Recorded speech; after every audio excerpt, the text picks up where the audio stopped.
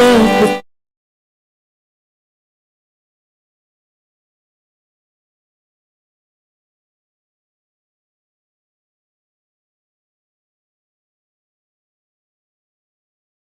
moments of weakness, peace with mine. I've been burdened with blame, trapped in the past for too long.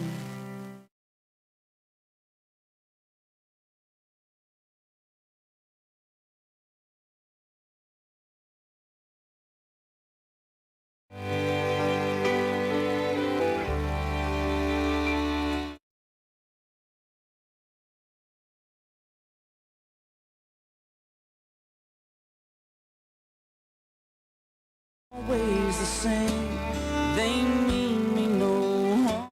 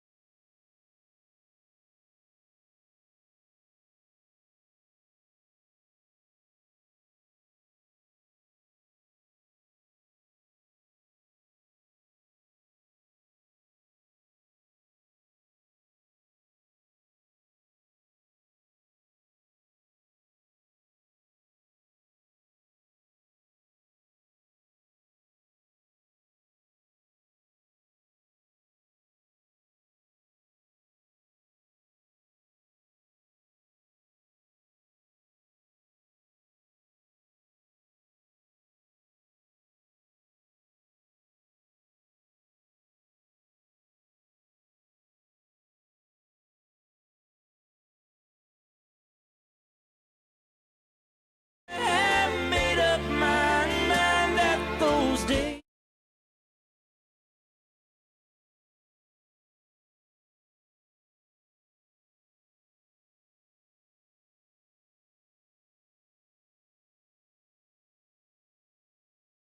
I told him we'll go wherever. He's even said.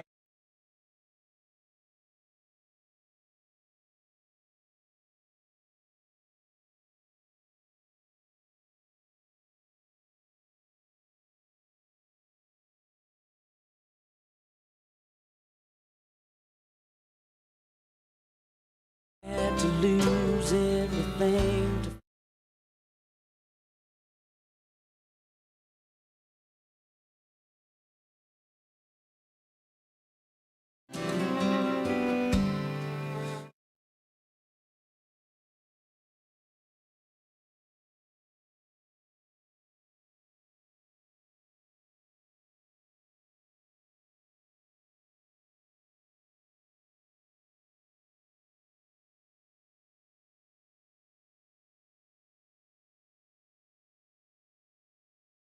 Hey, it's Stu James. We were talking to Joe Don Rooney from Rascal Flags, and he was telling us about his first.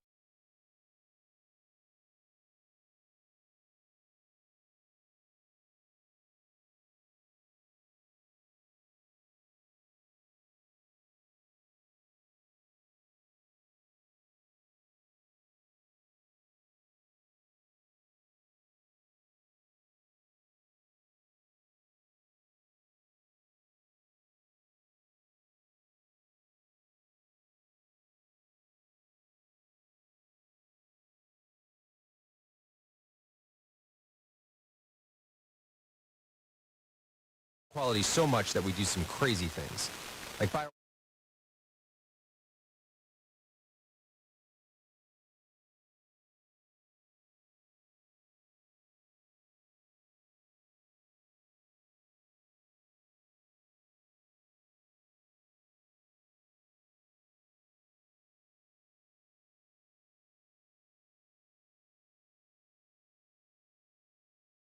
then enter 6644 at checkout.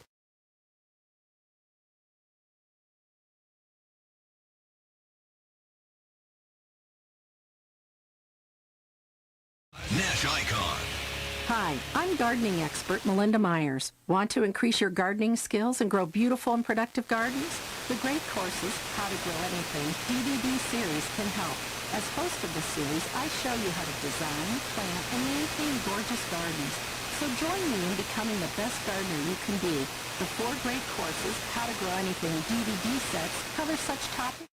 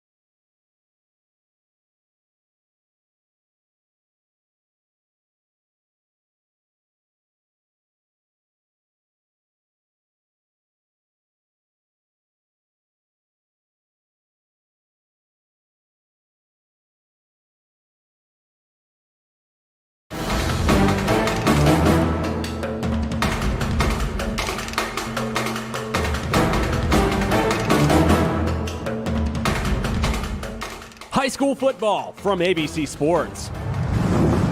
Tonight's game is brought to you by Doan Ford, West 40 Auto Sales, WB Green Insurance, Abel's Electric Heating and Cooling, Southeastern Med, Patrons Buckeye Mutual Insurance, Bethea Glass CPA, Valentine Insurance, Park National Bank, Y-City Auto Group, and the Rogers Company.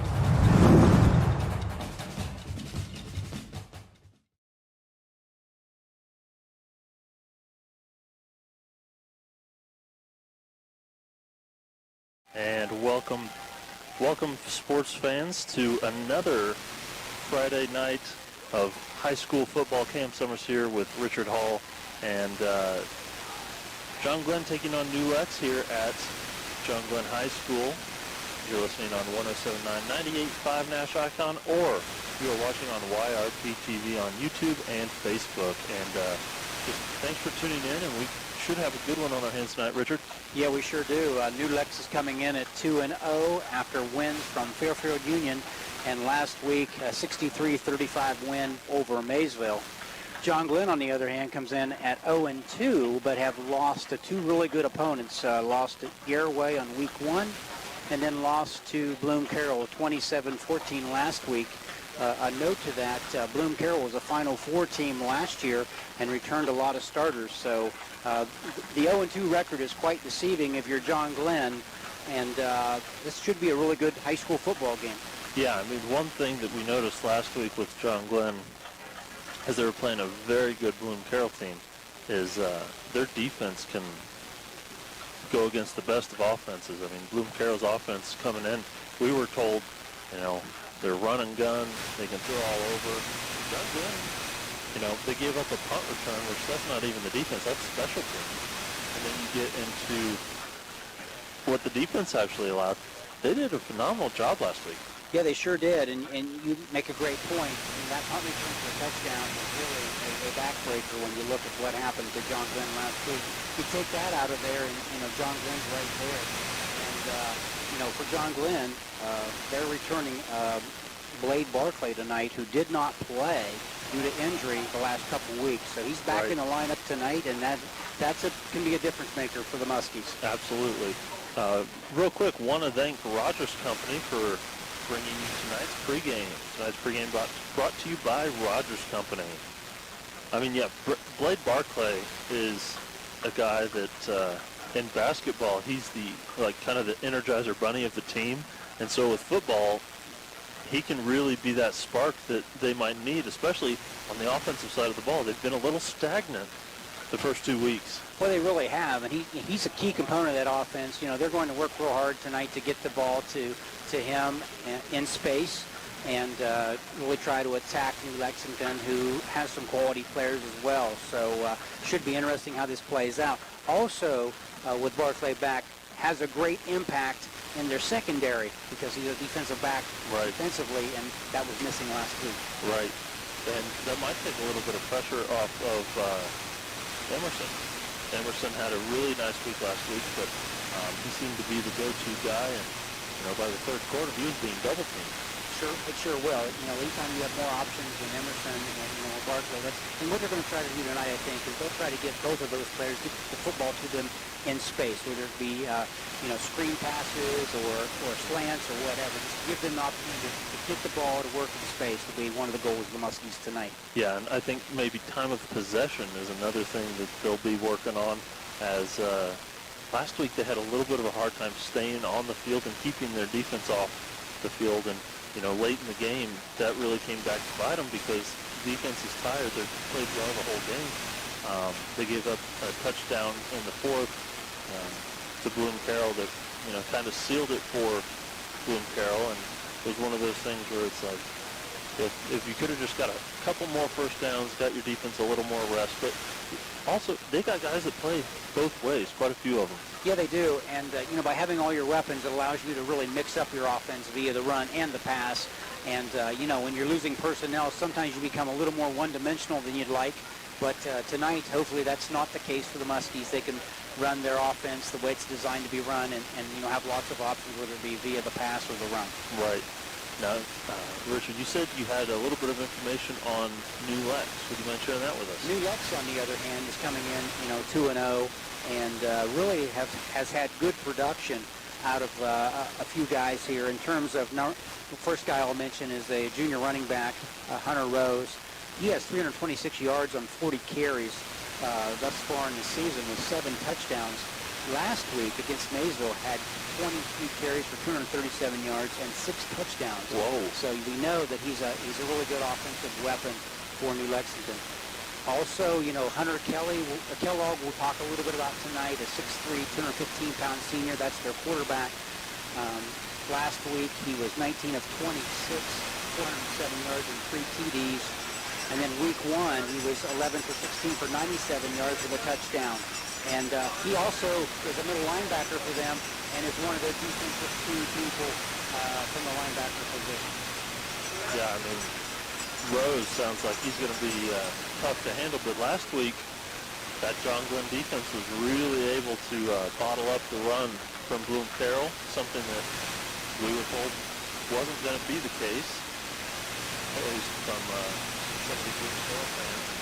We thought Bloom Carroll could be able to run, do whatever they wanted, but they were able to hold them to minimal gains on the ground. I believe they only had 1 carry over 10 yards.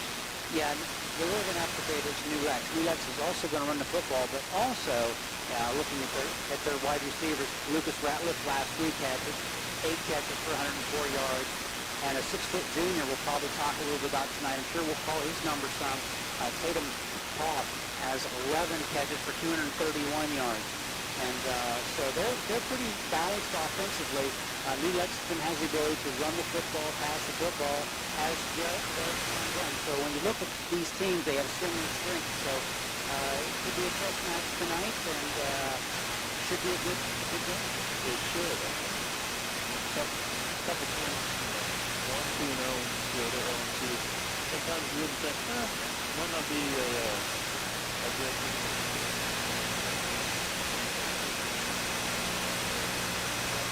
Play every year. They're familiar what both programs are about, so yeah, should be a good one.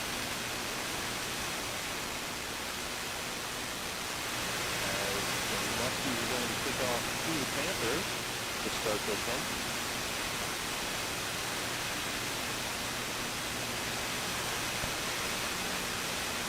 Looks like Aiden Newman back to see for New Lexington, the 6'1" junior.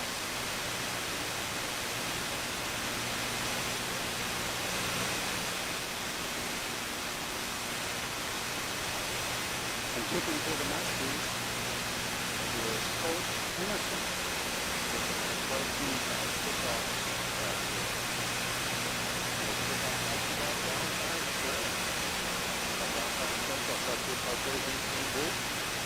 Bringing it is Durex, making a couple guys miss. Coming up in the tackle that time is number 41, Ryder Rock, freshman, coming in, takes him down at, they're going to give him the 21-yard line.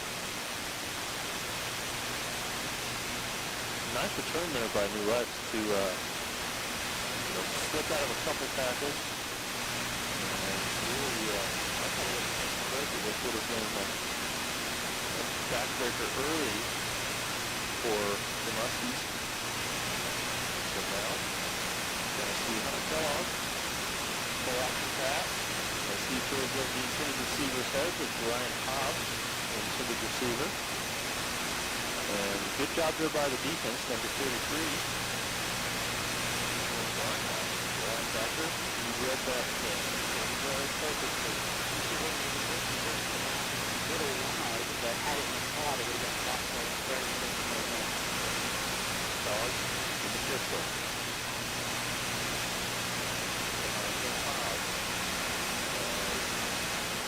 Taking the handoff that time is Hunter Rose on the carry that time.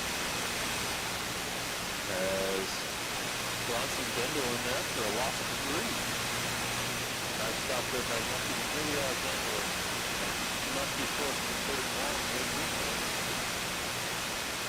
As Muskie still breaks the ball off. Looks to the sideline. Possible audible here.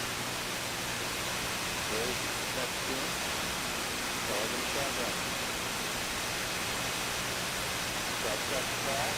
Looking left. Deep left. Has a man. Overthrows him by about 5 yards. Had a step that time. Did Tatum Toth. As that was that had touchdown written all over it. Sure did. He did have a step on the defender, but just a little bit overthrown. You know, passing. Defensive New Lexington running off. As now we're going to see Colt Emerson and Ian Glob. Back to receive the punt, and a good punt over Emerson's head as it's going to roll inside the 30, and that's going to be down at the 28-yard line. And that's where the Muskies will have their first possession. Nice punt that time by the Panthers.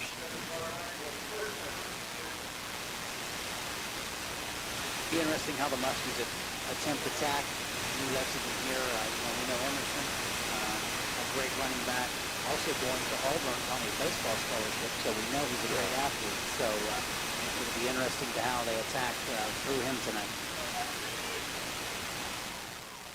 As in the shotgun, Morgan. Handoff up the middle.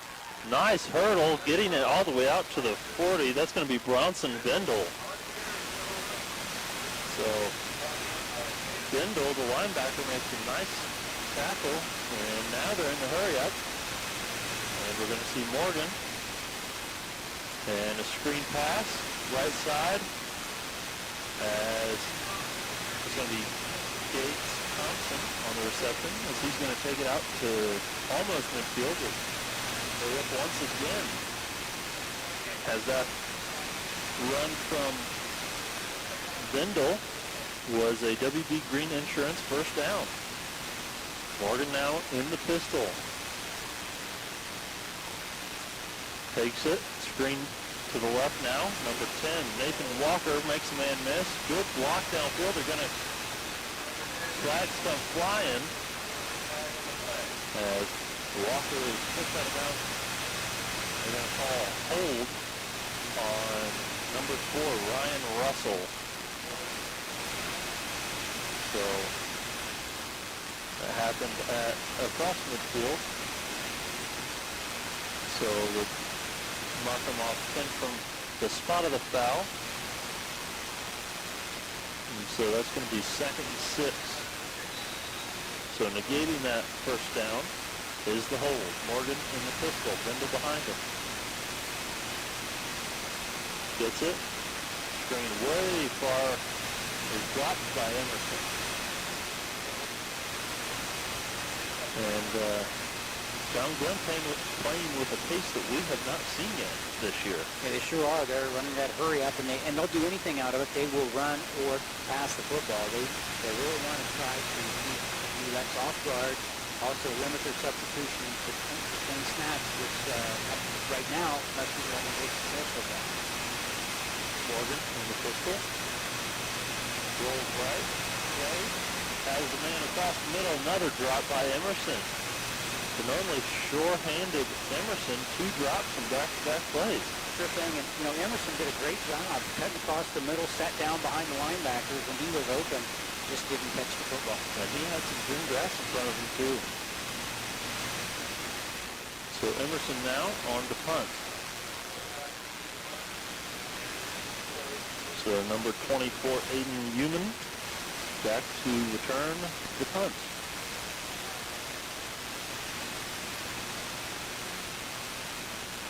Punt is a good one. It's deep and should be just inside the 20 as Panthers will have control again. And this is something that we talked about earlier. Is, the defense of John Glenn and fans don't like the spot, but they're going to mark it back at right at the 20. So, but to the defense is something that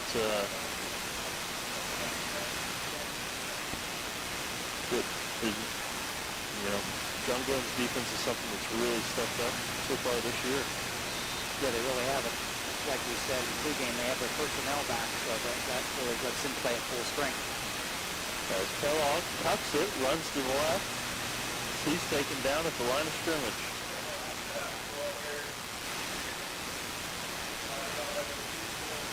Yeah, great pursuit there by Emerson to force him to the outside and make the tackle for only about a gain of 1.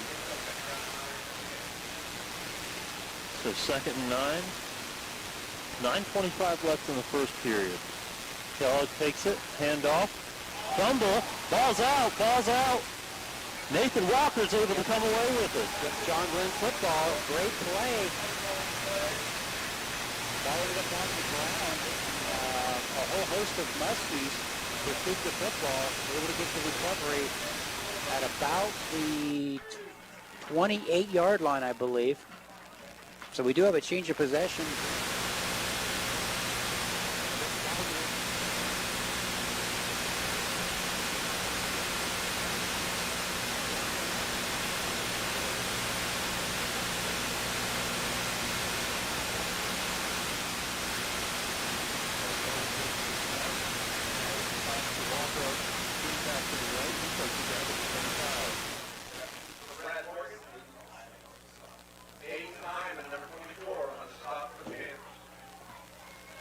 So a nice pickup of 3 yards as under 9 minutes left in the first quarter. Morgan in the pistol, play action to Bindle. Walker on the other side as he gets hit immediately. As the ball is out, they're going to say Walker was down. Big hit that time by number 26, Trace Wollenberg. So nice job there by the Panthers as they, going to be 3rd down and 8, so a loss of 1 on the play. So Morgan and the pistol takes it, rolls right, throws, has a man as it is caught by Emerson. Nice little tiptoe out of bounds there as he's able to get his feet in, and that's another WB Green Insurance 1st down. 1st and 10 at the 15 as the chain crew can't keep up with this Muskie offense tonight. Yeah, they are moving the football, and any problems they've had has been self-inflicted, just not catching the football. But on this possession, they're doing a great job of throwing the screen pass and picking up positive yardage. Morgan, handoff to Bindle as Bindle is hit hard. Maybe a gain of 1 on that one. So as we near the 7:30 mark in the first quarter, 0-0 your score. That scoreboard update brought to you by Park National Bank. As they're asking for a reset of the play clock. And Morgan now in the pistol. Takes a snap, screen right. Almost overthrows Walker. Nice catch. As almost would have been better not catching that. Yeah, he was immediately met by a host of Panthers on the catch.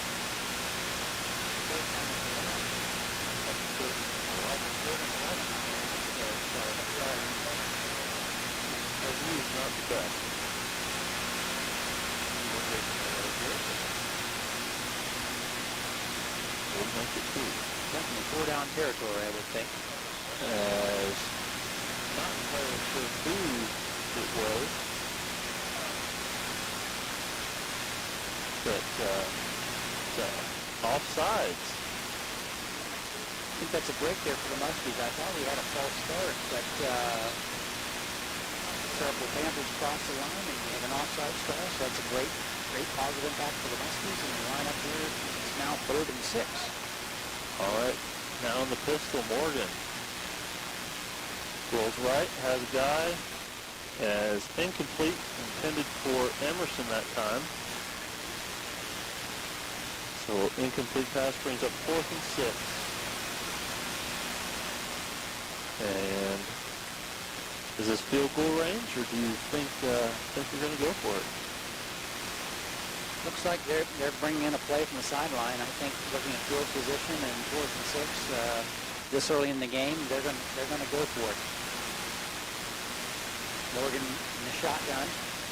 Then to his right. As Morgan has it, rolls left, throwing, and that is caught. Touchdown, Muskies. Ian Gobb, number 1 on the reception, as that is a nice catch in heavy traffic, as he is able to corral it. 6:37 left, as that is our first score of the game. And now, back to attempt the extra point is Angela Kumler.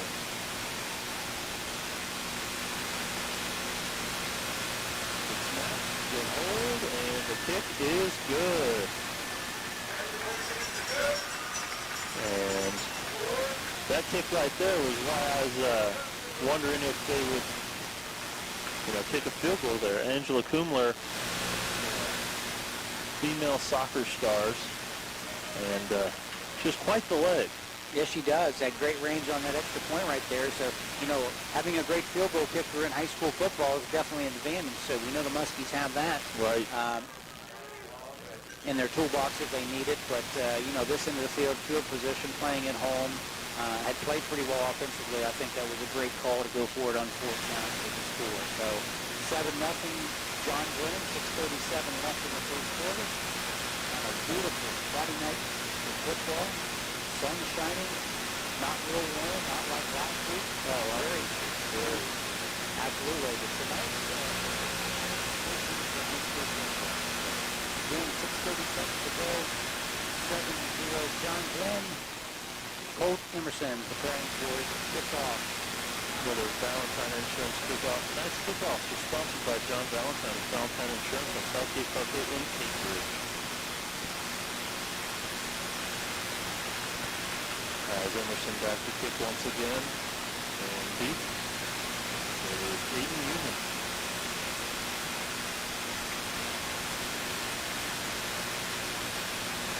Kick is deep. Nice kick, as almost out of the back of the end zone, and Muskies have a couple players that really try to boost into it. Yeah, they really do, which again, gives them the weapons they need. Also, with kicking out of bounds, lets John Glenn set up their defense, which is a great thing. Takes the pressure off special teams when you can kick it in the end zone and play from a dead ball situation. So that's an advantage to the Muskies here to start this next possession. As Kellogg now in the shotgun, Rose next to him. 2 receivers left, 2 receivers right. Hand off to Rose, up the middle. Rose gets it out to the 25-yard line.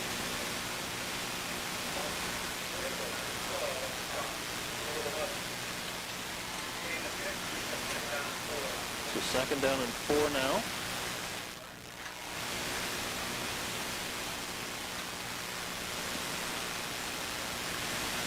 As Rose keeps the handoff again. As he stood up once again, so something that worked really well last year for the Panthers was the running game, and Muskies are not giving them an inch.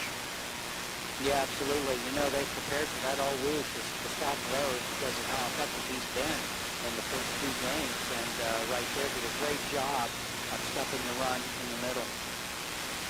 As Scott comes in,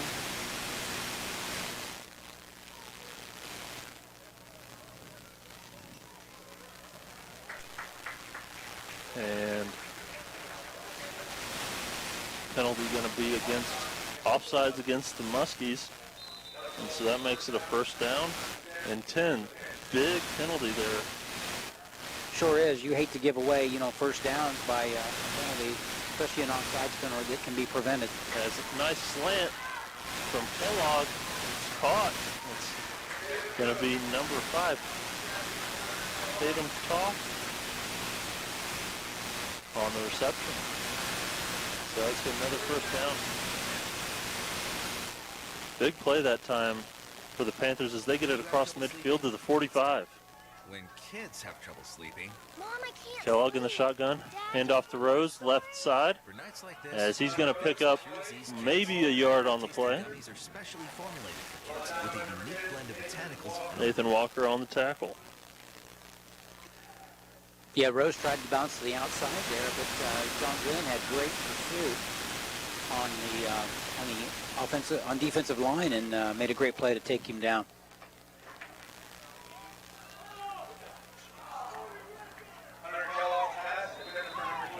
So another incomplete pass as Hobbs was trying to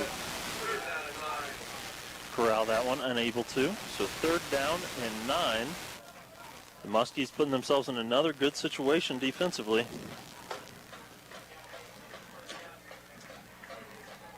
And right here at midfield, it's going to be decision time for the Panthers if they do not convert on 3rd down, on whether to take a risk on a 4th down attempt. I think a lot of it will have to do on the results of this 3rd down play.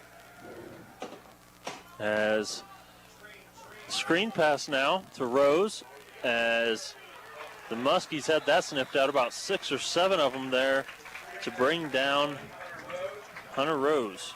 So that's a loss of probably about 7 on the play. Yeah, that did not result in anything positive for New Lexington, and now they've made the decision. They're back to punt the football. Toth is back to punt it. As punt is fielded by Emerson, as he cuts it back left and right.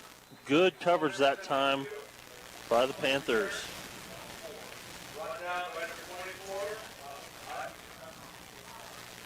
And really, you know, Muskies are up 7-0, and this is a pace, a tempo, a team that we haven't seen yet this year. Right, and even though they've scored once, they're controlling the game offensively by the way they're moving the football. They're playing quick. They're having a lot of positive plays.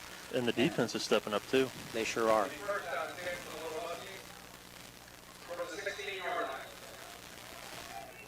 Okay, so 1st down and 10 from the 16. Morgan in the pistol. As he hands it off, Ryder Rock up the middle is stopped on the play. So one guy we haven't seen yet tonight is Noah Wellmeyer. Not sure if he's out with an injury or what's going on there.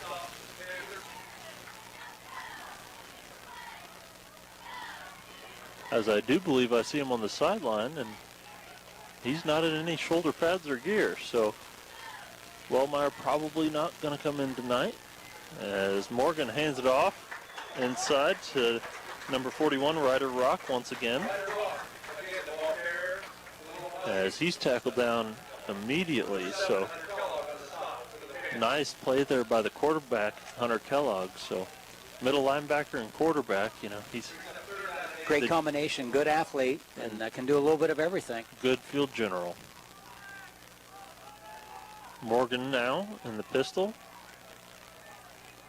as Rock is behind him. As pump fake, pitch and go, throwing it long for Walker, intercepted. As coming up with the interception that time for the Panthers is number 12, Lucas Ratliff.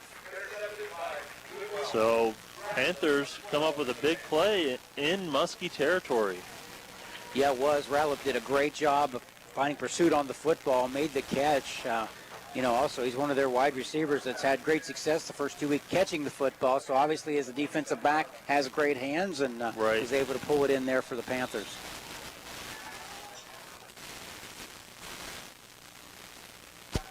And now at the 47-yard line are the Panthers. As handoff to Rose as he falls forward to the 46. So one thing you like to see out of your running back is that they fall forward, which he did there. Yeah, the Muskies are doing a great job of taking away Hunter Rose, but, obviously New Lexington is committed to the running game because they continue to give it to him. As screen pass to number 24, they're going to say that was a lateral and a loss on the play. So 24, Aiden Human, is going to get tackled. And that was very close to a lateral. I'm not sure that was, but they have a little bit better vantage point than I do. Yeah, it was close. Loss of about 8 there. So 3rd and 18. Kellogg now in the shotgun. 2 receivers to the left, 3 to the right. Dropping back to pass now, Kellogg pumps across the middle. Nobody home as he overthrows his intended receiver, number 24, Aiden Human. 4th and 18. So after the turnover, Panthers can't capitalize, but the opposite of that is Muskies hold. Yeah, great defensive stand there for the Muskies. I thought they might go to Toff on the outside on that pass, but Kellogg went across the middle and there was no one there. Miscommunication. As nice punt this time as Emerson catches it at the 10. And block is Emerson breaks across the 30, 40. Midfield, stiff arm 40, all the way down to the 35. And New Lex wanting like a cracked back block.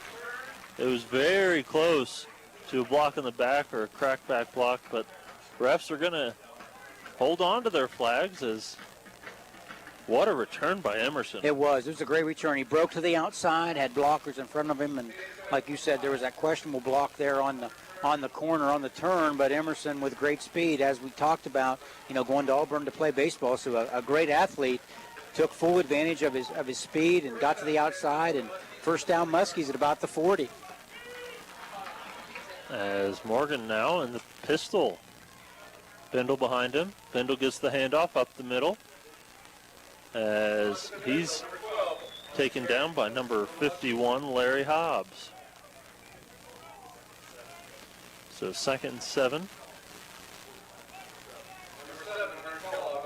And now in the pistol once again, 2 receivers to each side. As Morgan gets it, throws a hitch route to Emerson, stiff arm, as he's going to get out right around another first down.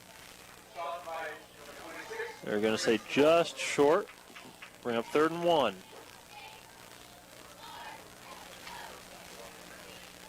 So let's see what the Muskies have drawn up here.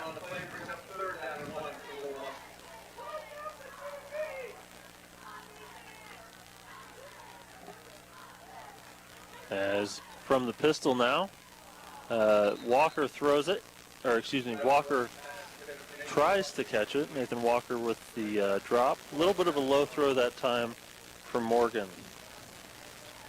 Yeah, it was. He had space had he caught the football, but Morgan's throw just a little bit low at the ankles, and he couldn't come up with it. But at 4th and 1, the Muskies are going to go for it based on the field position. So right. As they're going to get him to jump again.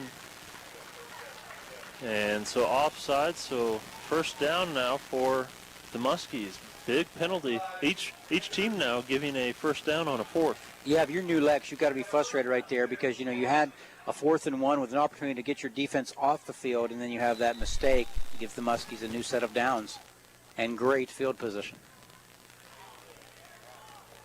And now Morgan, ball at the, let's say 26, is as an option, keeps it, gets it inside the 20 before he's pushed back.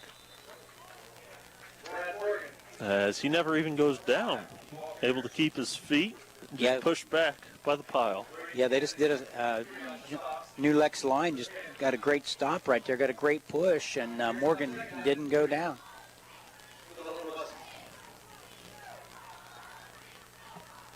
As Morgan now in the pistol. Gets set, Bindle behind. Screen to Emerson. Nice move on the outside as he gets it inside the 10, as that's another WB Green first down. WB Green Insurance first down. So that's going to set up a 1st and goal. So ball at the 7-yard line. So let's see if the Muskies can punch it in again. And if they do in the first quarter tonight, they will have matched their season total for points. As Morgan in the pistol takes the snap, drops back to pass. As Emerson, as he's able to get both feet down, touchdown Muskies.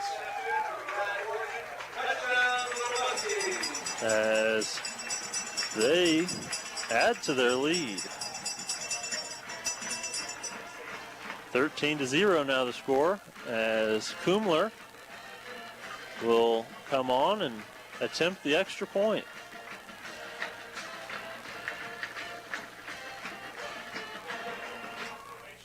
So 13-0. Nice throw by Morgan, and great route running there by Emerson. Yes, it was. Did a great job just throwing out there. Curl route, touchdown Muskies.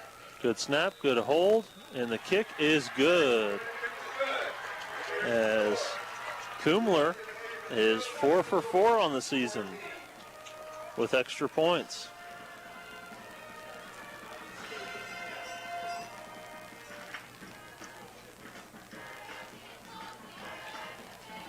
So 14-0 the score, 8 seconds left in this first quarter as we're getting ready for another John Valentine Insurance kickoff. Valentine Insurance located on Southgate Parkway in Cambridge.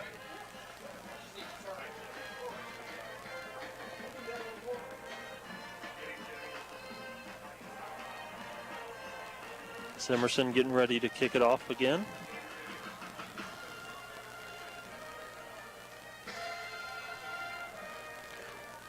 Human back for the Panthers at about the 10-yard line.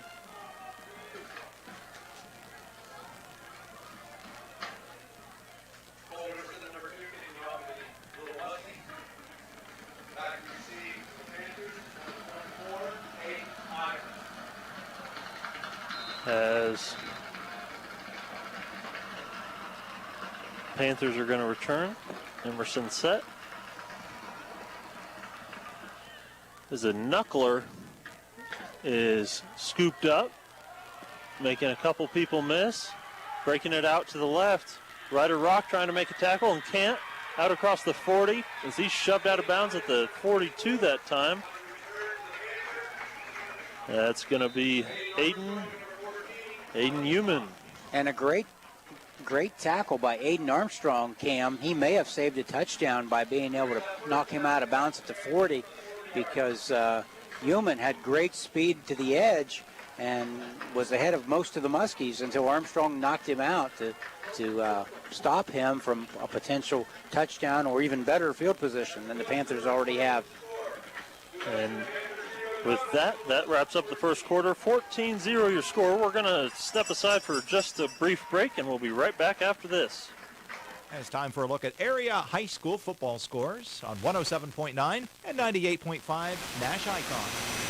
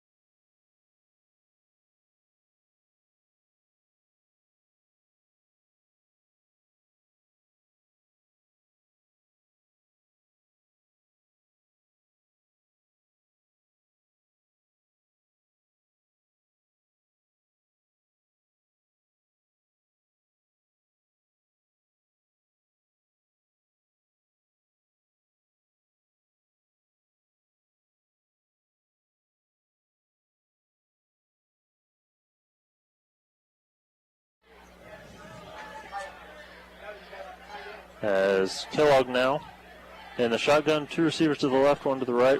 Rose next to him, drops back to pass, has a man deep.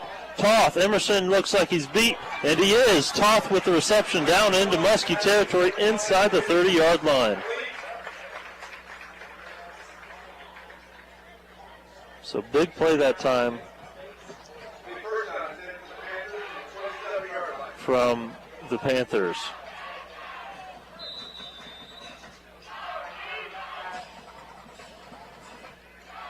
As Kellogg now takes a snap, handoff to Rose. No, he keeps it. Goes to the left side. Nice tackle that time by Nathan Walker. Nathan Walker all over the field tonight. All over the field last night, too.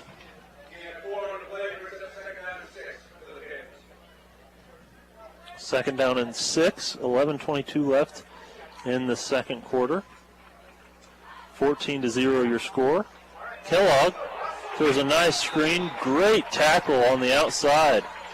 Catch caught that time by Ryan Hobbs. And really nice tackle that time. Yes, it was.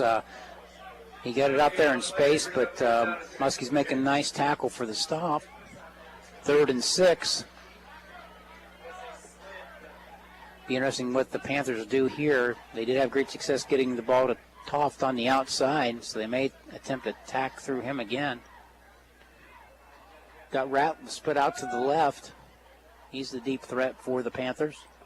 Now Kellogg drops back, pump, goes deep as he's hit, and pass knocked away. Nice defensive play that time by Ian Glob. So a little bit of a jump ball situation there for Hobbs and Glob. And Glob able to come out, knock that one away. Yeah, did a great job and had support behind him with Emerson. So Hobbs there did a great job and thought the receiver had a step when Kellogg let it go. But, Hobbs did a great job of getting to it with support from Emerson. 4th and 6. Kellogg back in the shotgun again. As Panthers are going to go for it deep in Muskie territory. 5 receivers wide. Going deep for the end zone. Overthrowing him. Had him. Incomplete. Aiden Newman is the intended receiver as that is overthrown. And the Muskies will take over. And he had him in the end zone. He did. He had more than one step. He was wide open. Simply overthrow him on the pass because of, that's a touchdown if he catches that automatically. And I'm sure they're a little frustrated because I'm sure he catches most of those. And it really just was Kellogg just overthrew him. So the Muskies will take over again. As Morgan in the pistol. 10:24 left in the second quarter. As Morgan takes it, direct snap, up the middle. Run as he's going to, run forward for about 4. So something that we didn't see a lot of last week, but the couple times we did see it last week was successful. Morgan's a big, strong quarterback, so he has the ability to, take hits. He can run the football. He's one who you can run it up the middle and have some success with just based on his size. Morgan takes the snap from the pistol, drops back, finds Emerson across the middle as he's going to take it out to the 38. That's going to be another WB Green Insurance first down. And that's something last week. Emerson was outside a lot. At the end of the game, Emerson working inside, finding the holes in the zone against Bloom Carroll. I think that might have clicked in the offense as he's done that well tonight. Yes, he has. Again, he's been able to get across the middle, get behind the linebackers, and kind of sit down and make a couple great catches. Now Bronson Bindle on first down, runs for about 3 or 4. Looks like they gave him credit for 5. A little better than I thought. Morgan now gets the play from the sideline in the pistol. Bindle behind. Bindle in motion now in the shotgun. Morgan as direct snap run as he's going to break it to the outside. as he's going to be very close to that first down. Let's see, are they going to give him? They're going to say 3rd and inches. No, they're going to give him the first down. Another WB Green Insurance first down. Big play there, as the Muskies are just looking to continue to move the chains.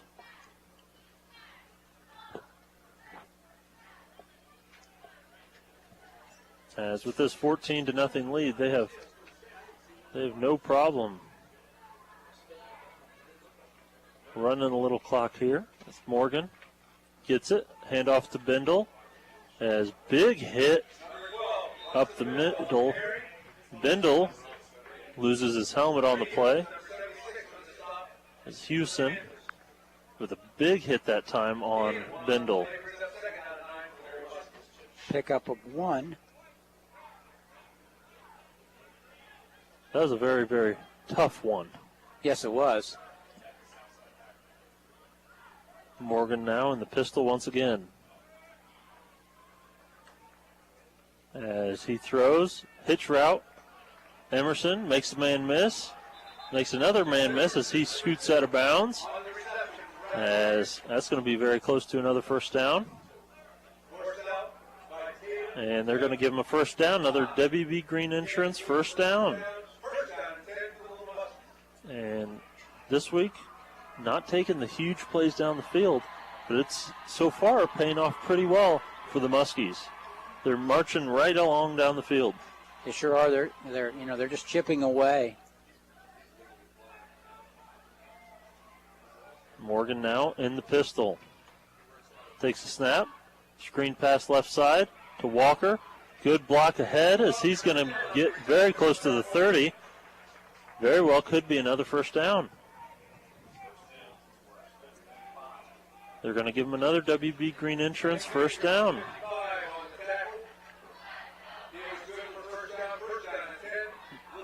This hurry up is working pretty well for the Muskies. Really is. They're picking up the pace they want. They've also moved their tight end, Noah Larrick, in tight to help with the blocking scheme, and they're having great success with being able to create space. As there's going to be a false start on the offense. As I think that's going to be on Ryder Rock. So freshman in there with the false start, but sometimes that happens even to the seniors. Yeah, he was set, then he reset and saw the motion there that time by the tight end and got a little antsy. For nights like this, try Vicks. As Morgan now hands it off to Ryder Rock. He falls down, lost his footing, got a little bit ahead of himself. As sets up 2nd and 16 as he lost a yard on that one.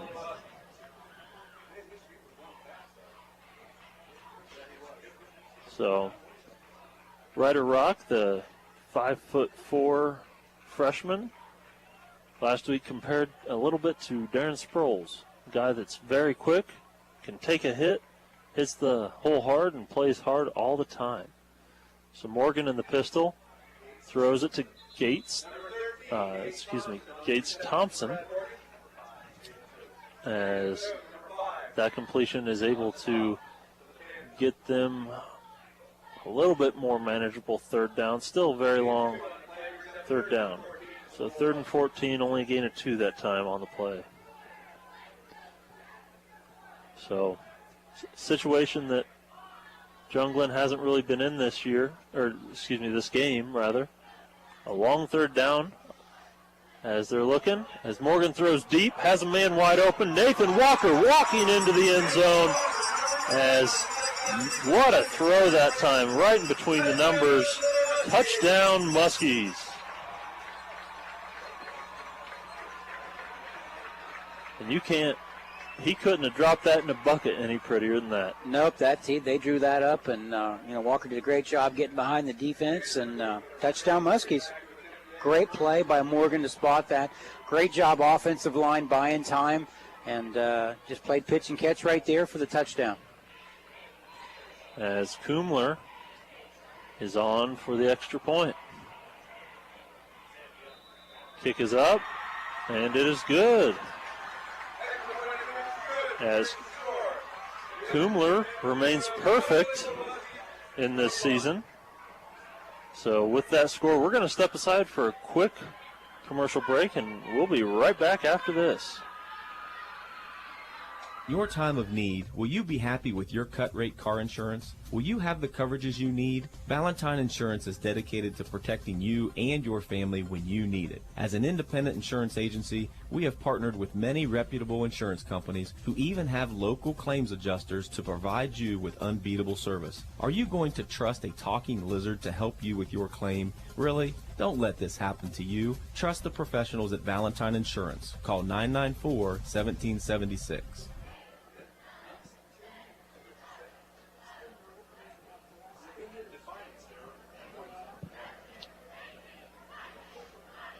And welcome back to John Glenn High School. Cam Summers here with Richard Hall as we're ready for another Valentine Insurance kickoff. As Emerson back, ready to kick off once again as he boots it deep. And another touchback as that one nearly goes out of the back of the end zone. And with a leg like that, if he wasn't such a great football player, soccer coach might be wanting him to play. Absolutely, probably does. Yeah, just can't talk him into it. But yeah, great offensive possession there for the Muskies for the touchdown pass by Morgan. 21-point lead here in the second quarter with 6:22 remaining. John Glenn has done well in every phase of the game thus far. Defense have stayed strong. We knew coming in that New Lex had weapons, but John Glenn's done a great job keeping them at bay so far. As Muskies lead 21-0, as Richard said.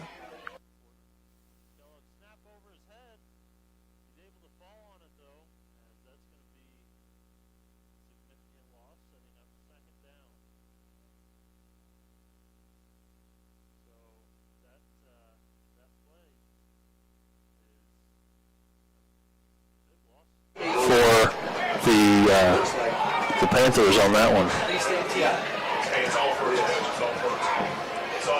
So Kellogg now in the shotgun. It's going to be 2nd and 18 on a loss of 8. Long pass to Toth. Nearly intercepted by Glob and Emerson.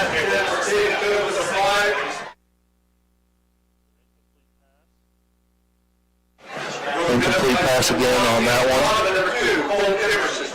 Kellogg has great faith in Toth. He threw it in double coverage there, hoping to make a completion, but,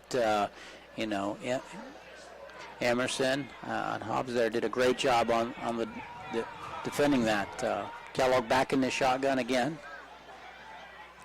As screen pass this time, coming across, as Walker makes a nice tackle. Reception that time by Lucas Ratliff, and Nathan Walker coming up big on that tackle. So that sets up a 4th and 12, and backed up this far, Panthers have no choice but to punt.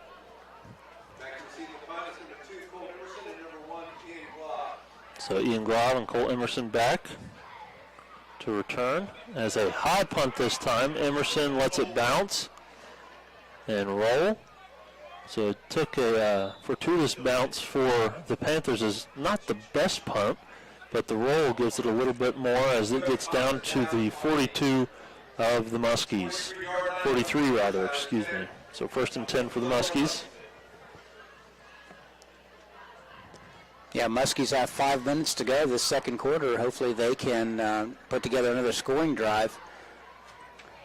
That would be big if the Muskies could go up halftime up 28-0 here at home, or at least, like you said earlier, with their kicker, also have the field goal option if they can put themselves in field position to attempt that.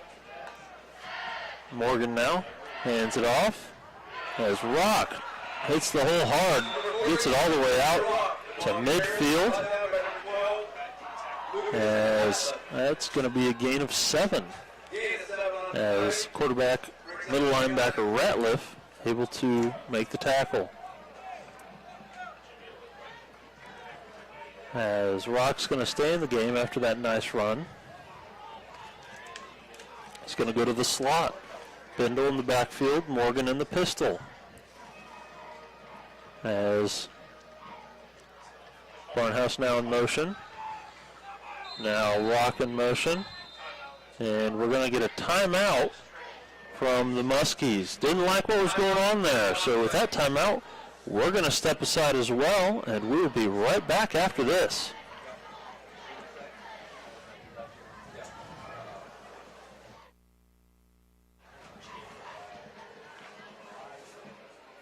You got a little bit of clipping going on. Again, we'd like to thank our team ball sponsor for tonight's game. Tonight's game ball sponsor is Wally's Pizza. Good luck to the team. After the game, if you're hungry, please call them. You there, Mike? You there, Mike?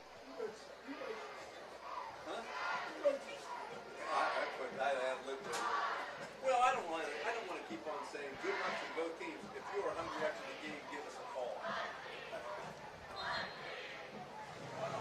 If I say give us a call, they may call up here. Yeah.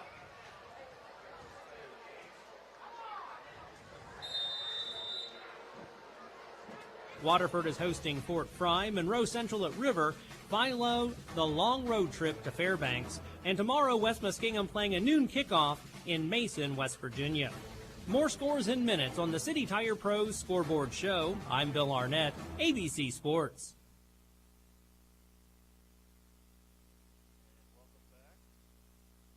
Back. Brad Morgan looking deep. Has Emerson across the middle on a post. Nice throw. Gets it into Emerson across for a 20-yard gain on the play. Excuse me, give me 21 on the play. Down to the 29. First down and 10 for the Muskies. And let's see, Morgan now looking for another play from the sideline. He's in the pistol. So he's going to take the snap as Bindle almost a little too anxious, almost falls forward as he's able to fall forward for about a yard. Almost a false start that time. Sure was. Just almost went early, but thank goodness for the Muskies. The ball was snapped right on the lean, or that would have been a false start. But, yeah, very fortunate there for the Muskies to avoid a penalty. But Bindle with a gain of 1. Morgan now in the pistol. Another handoff to Bindle. He hits the hole hard, and he's wrestled down as he's going to pick up a few. He gets past the 25. Looks like he got credit for 2 yards there. A lot of these runs, 2, 3, 1 yards, he's running extremely hard. He sure is. And, they're controlling the game on the ground, which continues the clock runs that way. As a long pass to the end zone. As touchdown, Muskies. Colt Emerson wins that jump ball. Brad Morgan throws it. Emerson catches it. And able to score once again and extend their lead to 27-0 are the Muskies. 2:47 left in the first half. As Angela Kumler back as the student section chanting Angie as her first missed extra point of the season. I jinxed her earlier. Still though, plenty of leg. Just missed. Yeah, great play there by the Muskies. We talked about that just during this possession. They could go down and score and extend the lead, and they just did that. And, maybe a little quicker than I anticipated.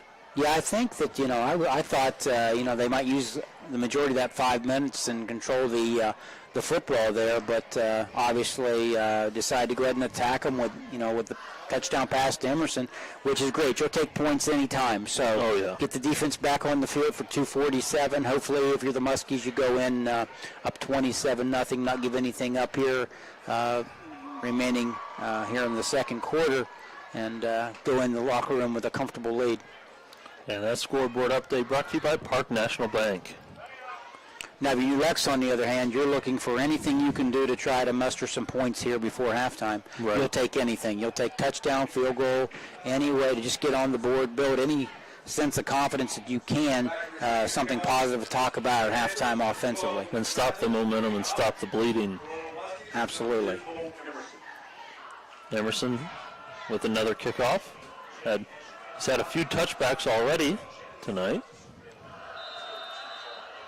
This is a John Valentine Insurance kickoff on Southgate Parkway in Cambridge, as it's going to be another touchback, as he hasn't had a chance to kick off this many times in a game before, but he's lots of touchbacks. Right. Oh, we know, great athlete, great ability, and like you said, hasn't kicked it off that much, just because they simply haven't scored that much the first two games. But that when you look at who they played and the opponents, they got better, even though those were losses by who they were playing. They obviously got better in weeks 1 and 2, and it's showing here tonight, especially offensively and defensively, putting up 27.5 and a shutout thus far. So if you're the Muskies, got to feel good about where you're at. Absolutely, and that's something that last year we saw as well, is that they struggled a little bit early, but they just kept getting better every game.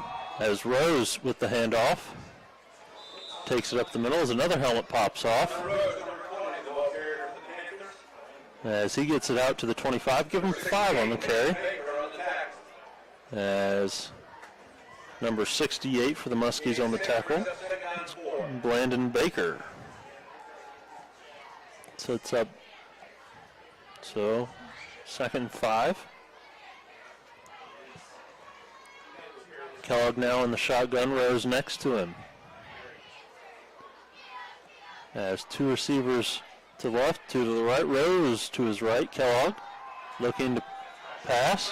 Heavy pressure, rolling right, throws incomplete, nearly getting there with the pressure that time were the Muskies. And great job there by Kellogg to recognize the pressure was coming. He shifted his running back to block where he needed. Just too much pressure. Had to scramble to his right, and was forced to throw before he wanted to. Sure did. And, John Glenn with this league, and, they can just basically come after him.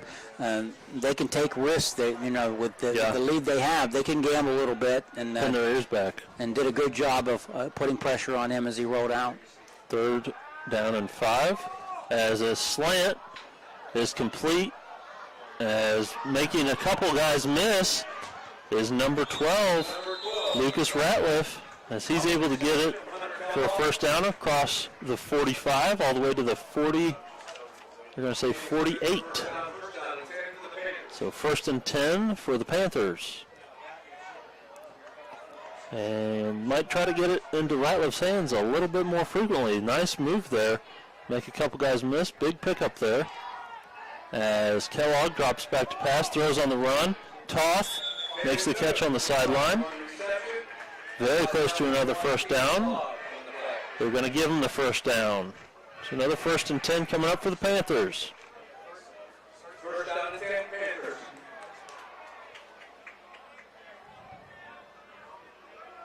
As we're going to see Kellogg in the shotgun, drops back to pass. As little miscommunication with Toth that time. As little hitch route, Toth turned to the inside, throws to the outside.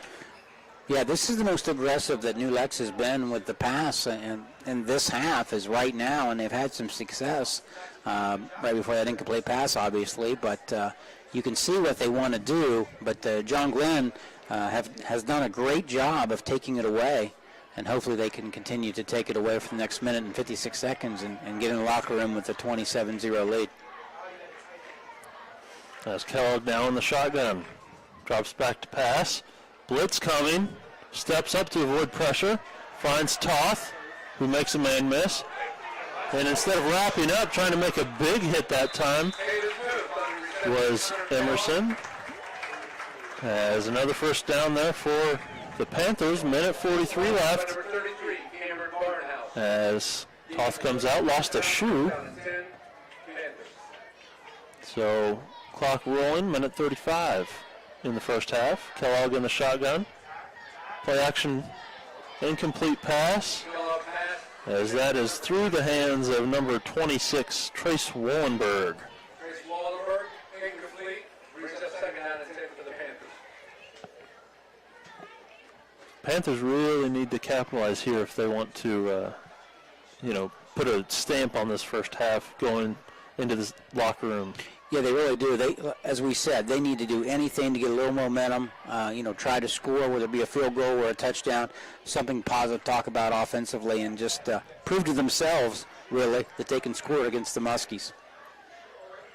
As Kellogg now in the shotgun. Play action again, and a pass as a broken tackle that time, as that's Ryan Hobbs. He's listed as running back, but he's been almost exclusively a slot receiver tonight. Yeah, he has. They've kind of abandoned the run here, midway second quarter and beyond. John Glenn has done such a great job of stopping the run that they just have went away from it, and they're working different ways to get the ball in the hands of their skilled players. Hand off to Rose as he's taken down right away, under a minute left. And we're going to see a timeout from the Panthers.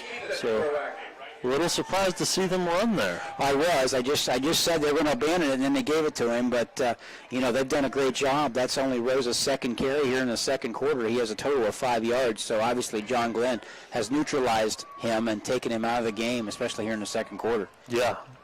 So 27-0 your score, 53 seconds left, as that is a Park National Bank scoreboard update. Once again, you're listening on 107.9, 98.5 Nash Icon, or you're watching on YRP TV. I'm Cam Summers with Richard Hall, and we're here at John Glenn, home of the Muskies, where the Panthers of New Lexington are visiting. Once again, Muskies lead 27-0 as we near halftime. So this brings up a 4th down and 4 for the Panthers. And if you're John Glenn, you really want to get a defensive stance here, just to, the coaching staff, I'm sure, and as well as the team, they want to get a great defensive stance here and prove to be superior offensively and, shutting the door on any type of points here. As throw, they're going to be a flag, touchdown for now. Let's see what the flag is.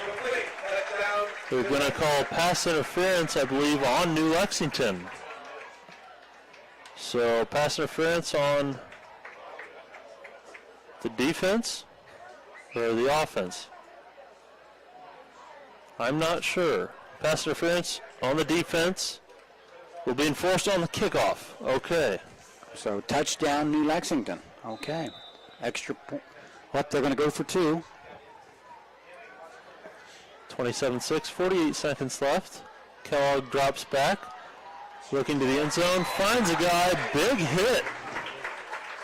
After the catch, Toth able to bring it in. So 27-8, just like that. It's a game again. Yeah, definitely. That's something that, New Lexington wanted to do. They wanted to try to establish themselves there and did that. And so that gives them something positive to talk about here at halftime. They still have a ways to go to climb back in it. But at least they've proven to themselves that we can score and start working on, making some adjustments at halftime. 48.8 seconds left in this first half, 27-8. As we're getting ready for another Valentine Insurance kickoff tonight. Kickoffs are sponsored by John Valentine with Valentine Insurance on Southgate Parkway in Cambridge. Also want to take this time to thank our other sponsors, Doan Ford, Patrons Buckeye Mutual Insurance Company, WB Green Insurance, Abel's Heating and Cooling, West 40 Auto Sales, Southeastern Med, Rogers Company, Park National Bank, and Y-City Auto Detail in Zanesville. Big thank you to all of our sponsors and our listeners. Without either of you, we wouldn't be able to do this. Thanks for tuning in, and if you'd like to sponsor, be a sponsor on a game, you can call ABC as New Lex fakes an onside kick here, as now might not be a bad time to try one. It never, with 48-8, I don't think they will, just because of you don't want to be any deeper in the hole off from a score standpoint, but some coaches have been known to gamble. So they are, I'm trying to see, not sure what exactly the question is. So they are talking about the fact that it can't be enforced on the kickoff because it wasn't a personal foul, it's pass interference, and if you want the touchdown, then you decline the penalty. Good point. And they're trying to sort it all out. I think there's some confusion there, and it'll be interesting to see how they correct it. So this is maybe a little confusing, especially for those listening. It's a little confusing for us sitting here at the game. So the pass interference on the touchdown is not a personal foul, so it can't be enforced on the kickoff. However, we'll see if they allow them to kick it from, and it's upheld. Okay. I guess I'm wrong. Maybe onside kick is going to be recovered by the Panthers as 46 seconds left. Panthers have the ball at the 36-yard line of the Muskies. This could get real interesting here. It could. Panthers caught a break because he was just juggling a little bit as he went out of bounds, but the official deemed possession for the Panthers to give him the ball at about the 44-yard line. That's going to be the 36-yard line, excuse me. 5 wide. Once again, Kellogg in the shotgun. Kellogg drops back, looks, nothing to the right. Being chased from behind, throws left. Nice catch and tiptoe out of bounds as number 22, Hobbs. Ryan Hobbs, and that was an exceptional catch. Sure was. He just got to the sideline. Kellogg did a great job rolling out, buying time. His offensive line did a great job of sealing to give him time to roll out to complete that pass to Hobbs. It's Kellogg now in the shotgun. 5 wide again as an out route, incomplete. 34.9 seconds left, 2nd and 10. And quick out route there. The clock is stopped after the completed pass in the first down. I'm not sure why you go for a 4-yard out. Yeah, I don't know. They just ran the play and didn't really get what they wanted out of it there. 2nd and 10. As now in the shotgun, Kellogg, 3 to the right.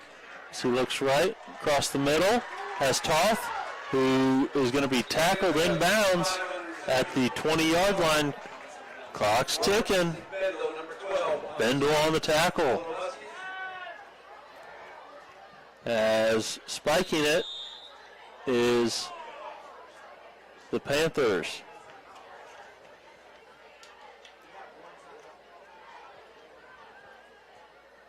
So 15.9, and it is 4th and 6.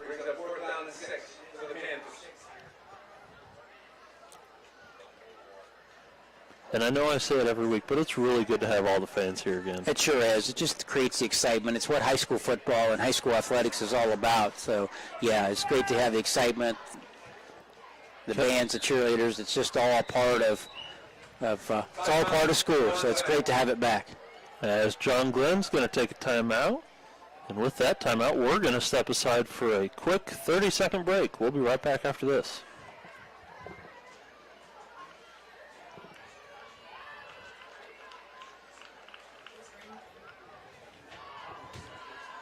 Awesome.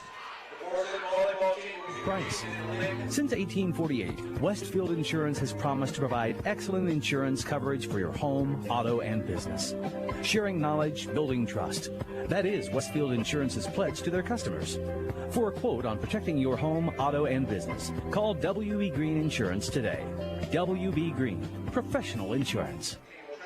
And welcome back. Cam Summers here with Richard Hall. As we're at John Glenn, home of the Muskies, as the Panthers face 4th and 6, 15 seconds left in the first half. They trail 27-8, but in the red zone and trying to tack on more before half. Yeah, if they can come away with any type of points again, they would be, not satisfied, but at least feel like they have a chance to compete in this football game in the second half. And that would be 2 scores within the last minute 30 of game time. As Kellogg drops back, pumps, and he's going to be sacked. And what a play. As that's going to be a change of possession as the Muskies are going to take over. Great defensive stand there by the Muskies to get through and get the sack right there. And that's exactly what you dial up with the coaching staff. That's what you want to happen. Did a great job of containing Kellogg and gave him nowhere to go. As Muskies are going to be content to take a knee and take in a 27-8 halftime lead. Once again, Muskies lead the Panthers 27-8 going into the half. We're going to step aside, and we will be right back with your halftime report brought to you by Y-City Auto Detail in Zanesville. Don't go anywhere. Hey, I'm Andy. If you don't know me, it's probably because I'm not famous. But I did start a men's grooming company called Harry's. The idea for Harry's came out of a frustrating experience I had buying razor blades. Most brands were overpriced, overdesigned, and out of touch. At Harry's, our approach is simple. Here's our secret. We make sharp, durable blades and sell them at honest prices for as low as $2 each. We care about quality so much that we do some crazy things, like buy a world-class German blade factory. Obsessing over every detail means we're confident in offering a 100% quality guarantee. Millions of guys have already made the switch to Harry's, so thank you if you're one of them. And if you're not, we hope you give us a try with this special offer. Get a Harry starter set with a 5-blade razor, weighted handle, shave gel, and a travel cover. All for just $3 plus free shipping. Just go to harrys.com and enter 6644 at checkout. That's harrys.com, code 6644. Enjoy. Right now, people are home with their pets more often, and I think now, especially with the shedding, they're more cognizant of what's going on and that it's an actual issue, and Dynovite has helped tremendously in our house with that. I just heard the Dynovite commercial so many times, I said, you know what, I'll give it a shot, and I ordered it and tried it, and it worked. The Dynovite, the being at home, working with them, they all love it. Me and Chewy are together 24/7. Within 3 weeks, he's not scratching and itching, and he's an all-around happier dog. DINOVITE.com. You took an antacid, and now your frequent heartburn's back. Stop heartburn before it begins with Prilosec OTC. Its unique delayed-release formula blocks heartburn at the source for 24 hours, so you can extinguish heartburn before it starts. Make the switch to Prilosec OTC today and live heartburn-free. Prilosec OTC. 1 pill a day, 24 hours, 0 heartburn. It's possible while taking Prilosec OTC. Use as directed for 14 days to treat frequent heartburn, not for immediate relief. High school football from ABC Sports and WILE Cambridge, 107.9 Cambridge, 98.5 Zanesville, Nash Icon.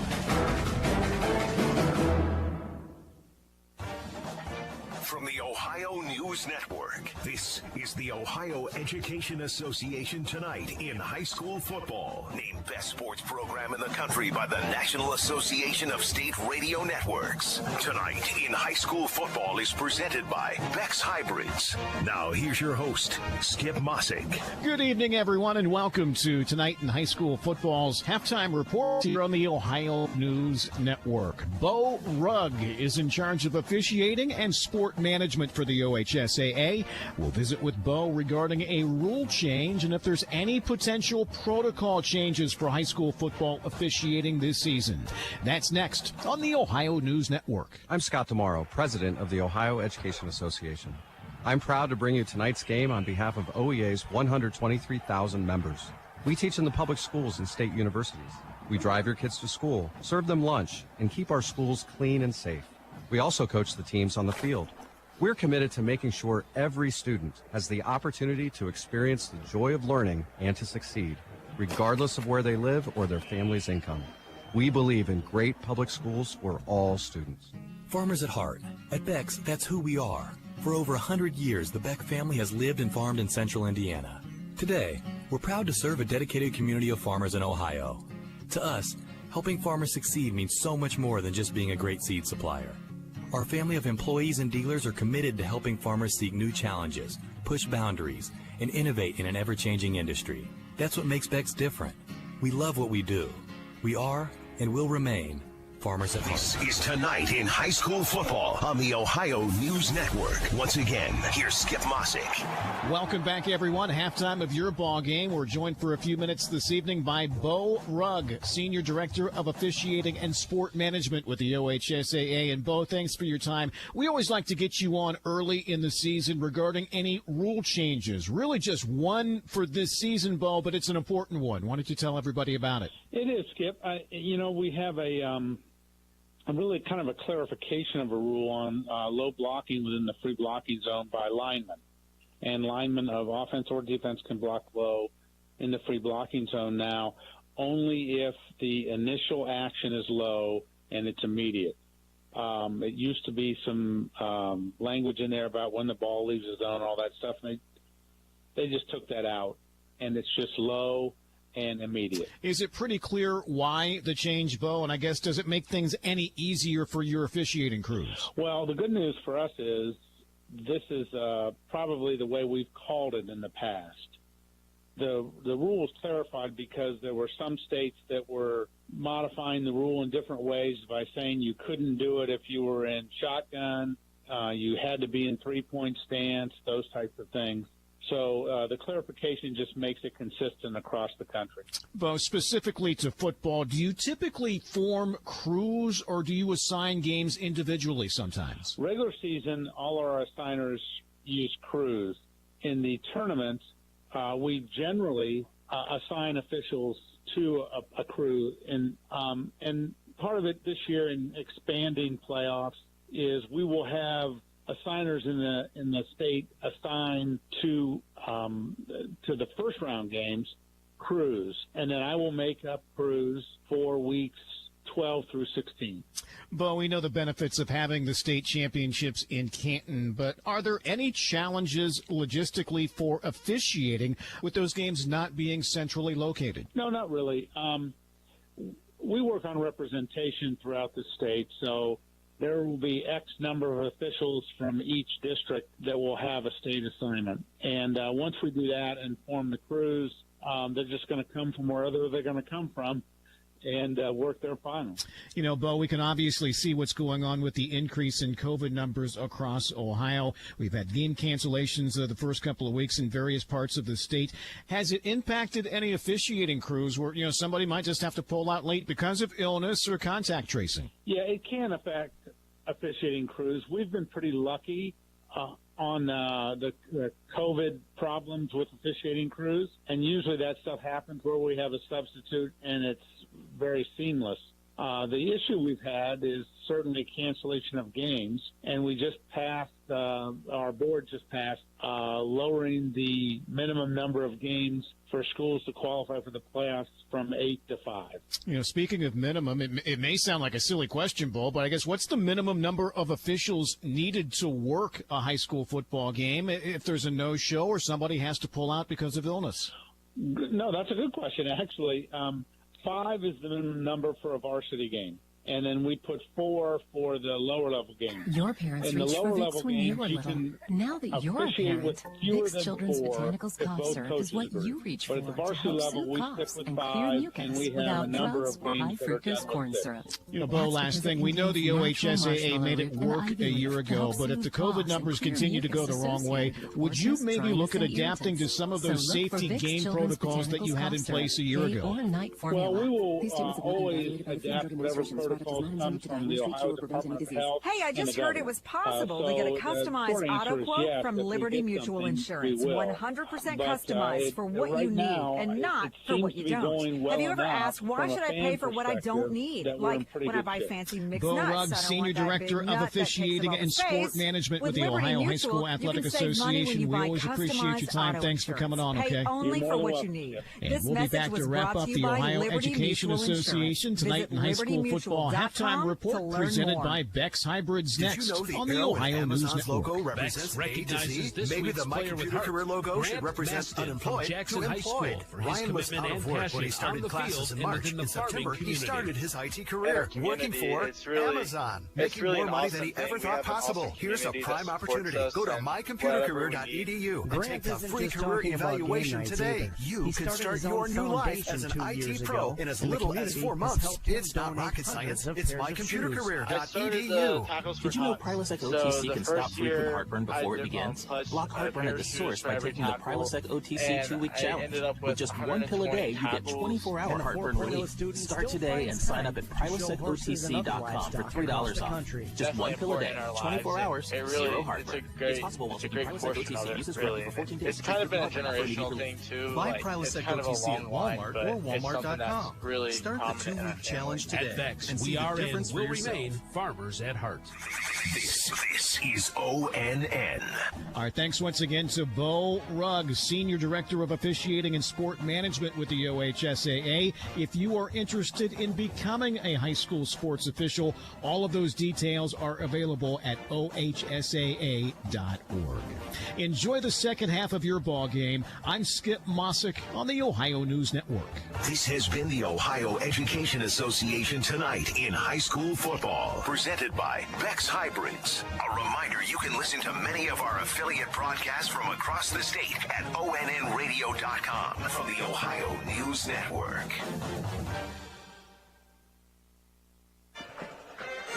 And we are back. Cam Summers with Richard Hall here at John Glenn High School, home of the Muskies, as at halftime, the Muskies lead the Panthers of New Lexington by the score of 27-8. And really a great half by the Muskies, who have really struggled offensively up into this game, up into this point. So before we get started with this halftime report, I just want to say thank you to Y-City Auto Detail in Zanesville. This halftime report is brought to you by Y-City Auto Detail in Zanesville. Yes, great first half by the Muskies, and we want to mention that they're playing without Noah Wallmiller tonight, out with injury, not even in uniform. But the Muskies have done a great job of attacking the Panthers in a variety of ways. But I tell you, Brad Morgan has had a really nice first half at quarterback. Just has really done a good job of finding his receivers. He was 8 of 12 there in the second quarter for 50 yards and just done a great job. You know, Cole Emerson has done a great job as well catching the football. Bronson Bindle had 4 rushes for 9 yards, but they've just done a great job of attacking the Panthers and done even defensively has been even better than scoring the 27 when you look at what they've been able to do. We knew that coming in that they would have to shut down Rose, and they have done that very effectively. 9 carries for 10 yards for the running back from New Lexington. And really, that's not a huge shock to me after seeing how well they played last week against the run. Absolutely, and we talk about the quality of opponents, and last week they played a Final Four team from last year, Bloom Carroll, and held their own. I mean, one huge special teams play when they ran the punt back for a touchdown, Bloom Carroll did, and that really took a lot out of the Muskies. But you can see tonight that those losses against Garaway and Bloom Carroll, they've learned from that, they've built on that, and have really played well in every phase of the game tonight, and has just done a great job of attacking the Panthers, and they've made the Panthers one-dimensional. Kellogg has had to throw the ball a lot. Toft has had several catches and has looked good from the receiver spot. However, it's to the point now at 27-8 that John Glenn knows exactly what New Lexington is going to do. They're going to have to throw the football. Everybody that's here knows that, and they've done a pretty good job of defending it. They did give up the one touchdown late. New Lexington played better offensively in the last 5 minutes of the second quarter than they had the entire game, and did come away with a touchdown and a two-point conversion. But everything else has been all John Glenn with the 27 points and great defense, along with special teams play. Been very effective. Their kicker is 3 for 4 in extra points, and missed the first one of the year right there at the end. So can't say much has went wrong for the Muskies. New Lexington, on the other hand, by scoring those 8 points, does have the opportunity to talk about something positive and maybe have a chance to get back in this football game. But they're going to have to strike quick, because I'm convinced the Muskies are going to score a lot more points before this game is over tonight.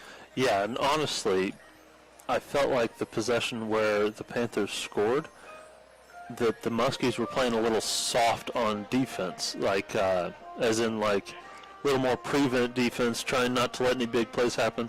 And anytime I've watched a team go to prevent, they always give up more yards and more points. Yeah, the old joke about the prevent defense, sometimes it prevents you from winning. Right. And sometimes, you're just better off to be more aggressive. There were a couple penalties on that possession that, gave away some yardage to the Panthers. And, really, other than that possession, though, that the Panthers came away with the 8 points, John Glenn has played pretty much mistake-free. They had a couple penalties early, gave away a first down on offsides, but other than that, it's been a pretty clean played game.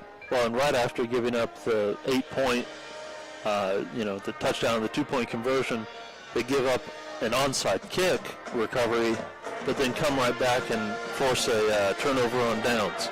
Yeah, they stiffened up there, and the disappointing part of that is when you look at field position, it was, I won't say obvious, but pretty good chance the onside kick was going to happen, and they still didn't make the recovery. So that's something to work on. However, when they didn't get possession of the onside kick, they really stepped up defensively and stopped them on a fourth down play to then take possession and run out the half. So if you're John Glenn, those are all little things that you can correct. You got to be thrilled that you're up 27-8, right. And you've proven to yourself after the first 2 weeks that you can score.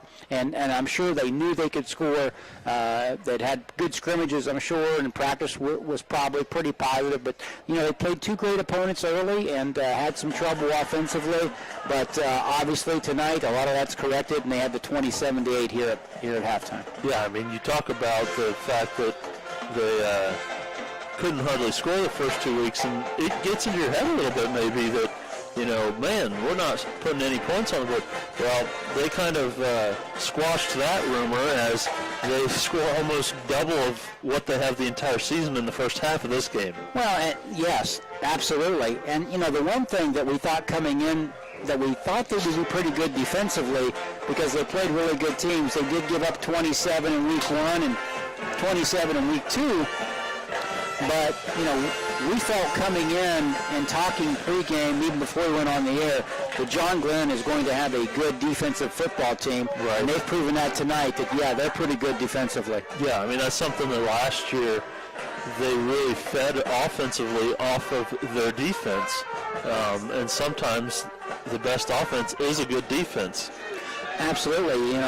They control the game. They controlled the game tonight. They've done a great job stopping the run. We really felt that, or I felt that Hunter Rose might give them some problems, but they've pretty much taken him out of the game and become one-dimensional, and they're going to throw the football now. Taft has had a really good first half, and so we'll have to defend him just a little bit better. But I'm sure that Coach Edwards and the staff are talking about that at halftime, and may double him a little bit more the second half with Emerson and Hobbs probably. Yeah, keys for the Muskies to close this one out. Do more of what you've already done. Yeah, exactly. Sometimes one of the things that bugs you the most about your team is that kids tend to go away from what got you the lead. Yeah. I say that all the time in basketball. Keep doing what you're doing if it's working, and football's not much different. You just continue to do what got you the lead. And a lot of that will be that, the play calling will probably be consistent the second half, and I think John Glenn will continue to throw the football and continue to run the football in spots. They've kind of been 50-50 tonight. They've probably thrown it a little bit more than I thought they might, but keep in mind, they're without one of their running backs, so they're throwing a little bit more, and they have Barkley back, which made a difference in the secondary especially. Hasn't touched the ball a lot on offense, but you can tell that he's in the secondary taking things away from the Panthers. Yeah, you said that it's been pretty 50-50. Last week they ran the ball a lot more, but with Wellmeyer out, it's hard when you're stallion of a running back is out with injury. Yeah, it sure is. But, Bendel has done a good job running the football, and they're kind of running the football tonight by committee and have done a pretty good job with that, so they've got to be happy with that, Ryder Rock has done a good job, too. The 5'4", 115-pound freshman has held his own. And, had a false start there one time, but has had several carries and for positive yardage. So putting a freshman in there can be a tough spot, but he has responded well and really done a good job contributing to this football team in the first half. But, again, little things if you're John Glenn, you've scored 27, you're happy with that. You're happy giving up 8 when you look statistically at what New Lex came in and what they have the ability to do. So John Glenn has done a nice job of shutting them down. Credit to John Glenn's defensive line. They've done a really good job of getting to Rose. He's very rarely as he got to the second level and had to be tackled by linebackers. So the defensive line's done a good job of taking him out of the game for the most part. They sure have. Now, what does New Lex need to do? Well, if they want to come back and win this one, I really think that they're going to have to continue to throw the football. The success they've had is with Toph. He has done a nice job, and we haven't seen a lot of Ratliff tonight. And we know that Lucas has good skills. He can catch the football, pretty good speed. So I think that New Lex will probably try to throw the football if they can, because if John Glenn continues to stop the run, which they did a great job the first half, New Lex, their decision is, do we try to run the ball a little bit with Rose and mix in the pass, or do we just abandon that and throw the pass? Now, one of the things that New Lex may attempt to do is get Rose the football, whether it be via screen or line him up in the slot. But they've got to find a way to get their skill players the football, and if they can do that and do it quickly, they might have a chance. Otherwise, John Glenn's going to go home with a win. Good keys to victory for both teams. That does it for our Y-City Auto Detail in Zanesville halftime report. We're going to step aside for another brief break, and when we come back, we're going to have the second half. And you don't want to go anywhere as the Muskies lead this one 27-8. We'll be right back after this. We have Jeremy Abels here from Abels Heating, Cooling, Electrical, and Refrigeration to explain how, since 1967, Abels has built such a strong foothold in Southeast Ohio. My grandfather, Jerry, started this business at his kitchen table from home. The one thing that he stressed to all of us was to always be honest and to have a strong set of moral principles. The entire team at Abels strives to make certain that these principles are followed in everything that we do. That's the Abels difference. Abels Heating, Cooling, Electrical, and Refrigeration. One company, one goal. Your comfort. And it's time for a look at area high school football scores on 107.9 and 98.5 Nash Icon. Hi there, it's Bill Arnett with the City Tire Pros Scoreboard Show. Third quarter now, Jackson still leading Tri-Valley 17-0. That's a road game for the Scotties. 27-8, John Glenn leading New Lexington at the half. John Glenn looking for their first win of the season. Sheridan over Logan 27-0. Byrne Union blanking Rosecrans 41-0. Maysville and Coshocton a good one, 23-14 Panthers at the half. Cambridge leading Meadowbrook 27-18 at the half. Riverview over Meigs 40-14. Ridgewood shutting out Marlington 44-0. Buckeye Trail leading Barnesville 20-14 at the half. Caldwell leading Strasburg 28-12. That is a road game for Caldwell. It's Fort Fry 20, Waterford 0. River leading Monroe Central 21-6. Fairbanks over Philo 7-0 in the second quarter. More scores in minutes on the City Tire Pros Scoreboard Show. I'm Bill Arnett, ABC Sports. And welcome back as John Glenn and the Panthers of New Lexington are getting ready for the third quarter of play. As Muskies lead 27-8, Cam Summers here with Richard Hall as we are just about ready to start this this third quarter, as I believe the Muskies are going to receive the kick. Yeah, the officials are huddled there at midfield, getting ready to start the second half of play. John Glenn preparing to receive the kickoff. New Lex huddling up to plan some last-minute strategy with the team walking out on the field, getting ready. Officials are breaking the huddle and are just about ready for action here at John Glenn High School, with the Muskies leading 27-8 as we begin the third quarter. So John Glenn receives the second half kickoff as I believe Emerson got glob. My glasses are a little fuzzy. Wade Barclay and Ryder Rock back to return the kickoff. Good to see Barclay back out there after missing last week's game with injury, so great to see him back on the field. And New Lex preparing to make the kickoff here to start the third quarter. Kellogg is kicking off, does a lot of duties, including the quarterback position. Little squid kick, bounces at the 25.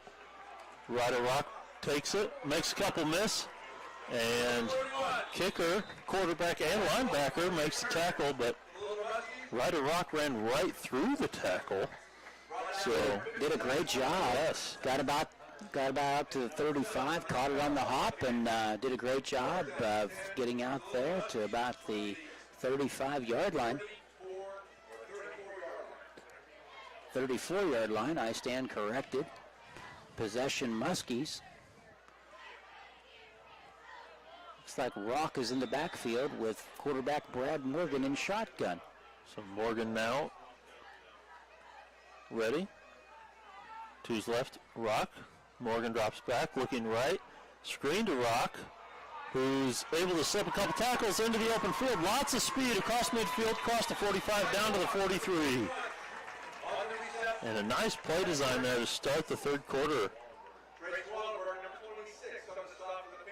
As that looked like he could break it for 6 for a second.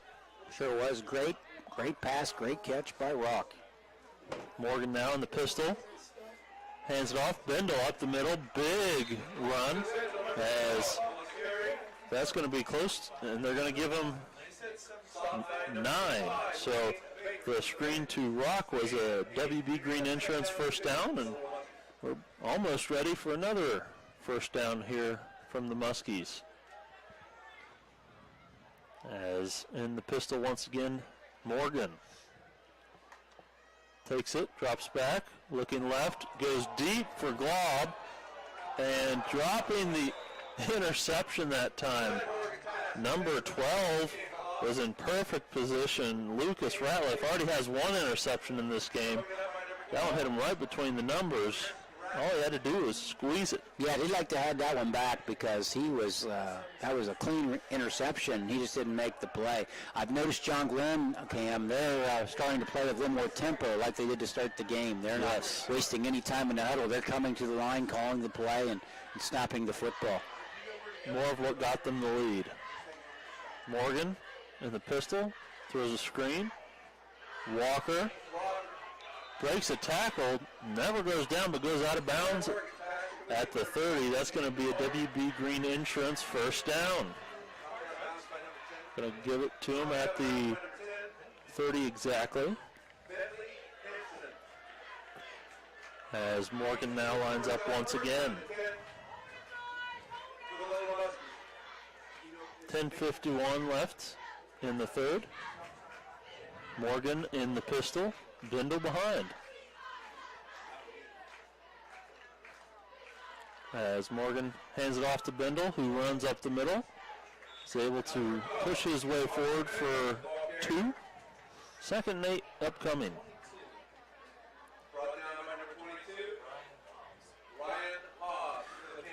Yeah, John Glenn, they're getting the play from the sideline right away. Getting set. They want to play quick, and like you said, that's what got him the lead early. Morgan drops back, rolls right, looking deep, throwing as somehow making that catch, Emerson. He has made some spectacular catches this year. That's just another example of one that I thought, oh, that's thrown out of bounds. No chance in No, Emerson is able to pull it in for a WB Green Insurance first down, 1st and goal inside the 5. Sure did. He had to come back to get that because that ball was underthrown. Emerson did a great job coming back through the defender to make the catch. As Morgan on the QB keeper is not going to get there. So we're nearing the 10-minute mark. 2nd down and goal. Ball at the 3. Making substitutions are John Glenn. They're bringing back in Noah Lake, the big tight end, probably for blocking purposes. Maybe try to just bowl their way into the end zone here. Yeah, or they'll throw him in motion to probably try to seal on the block on the outside. There he goes. As handoff to Bindle. Ball's out. New Lex picks it up, coming the other way. One man to beat is Morgan. As New Lex is able to scoop, and looks like they might take it all the way. 30, 20, 15, 10, 5. Touchdown Panthers. Oh my, big play for the Panthers. Huge play for the Panthers. No flags on the play. John Glenn threatening at the 3-yard line. Wow. 97-yard. As touchdown New Lex. Wow. That is, that's 2 weeks in a row that Bindle's fumbled. And this one couldn't have been in a worse spot. Yeah, that just came out, bounced right up to the Panther defender. And I believe, based on what everyone else is saying, he's not on the roster. Or his number's wrong on the roster. Yeah, it must be wrong. I'd love to give that man credit because great play by him, great play for the Panthers. As the extra point is up, and good, barely over the crossbar. But as a good friend of mine says, they don't ask you how, they ask you how many. And that's a point. Yeah, they exactly right. And if you're if you're New Lex, you dodged a bullet there with John Glenn having the football at about the 3-yard line, threatening to score. Really thought they would score there, the way they were moving the football. The turnover there just really hurts the Muskies as the Panthers go down and score to cut it to 27-15. That might be the life the Panthers need to find a way to climb back in this. Now, if you're John Glenn, you're going to reestablish yourself at the, with the offense coming back here. I'm sure Coach Edwards and staff's not very happy with that. They're going to be talking on the sideline about we want to go back and attack and prove we can score again. They had the ball at the 3, simply just made a mistake that led to a Panther touchdown. And nothing, there's not a better opportunity for an offense to come back than if the defense of the other team scores a touchdown. Well, I think, defensive touchdowns wins games. A good example of that might have been, not to get off topic, would have been the Ohio State game last night. I thought the defensive touchdown was a big game changer for the Buckeyes, and just like that here tonight, you can see new life in the Panthers. The fans are more excited. They were kind of sitting on their hands there late in the second quarter, but now we've got excitement back, and kind of sucked the life a little bit out of the Muskies. As another almost squib kick is going to bounce, picked up by Rock. He's going to finesse his way to the 19 or 20. Should have let it go out of bounds there. Yeah, I should have, but did a really good job of making something out of nothing, because he put himself in a tough spot by fielding that ball that probably would have went out of bounds, but did get 4 or 5 yards there on the return, just out of sheer effort. So ball at the 20-yard line. So 1st and 10, Muskies will start at their own 20. 9:15 left in the third. 27-15, Muskies lead the Panthers. That's a Park National Bank scoreboard update. Morgan now in the pistol. Rock behind him gets the handoff as he's able to push forward for 3. 2nd and 7 upcoming.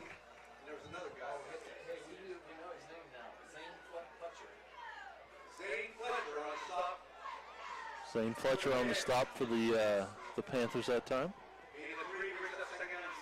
So 2nd and 7 once again for the Muskies. Morgan in the pistol, drops back, looking right, throws right, has a man.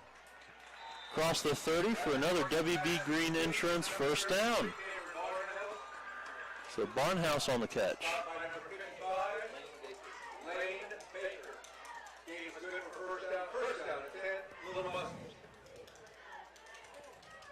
So Morgan now getting the play call in.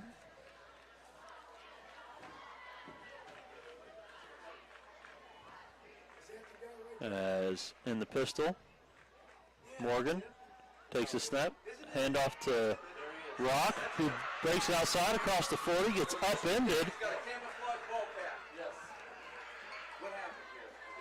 As that's another WB Green Insurance first down. Oh, they're going to say 2nd down, 9-yard gain.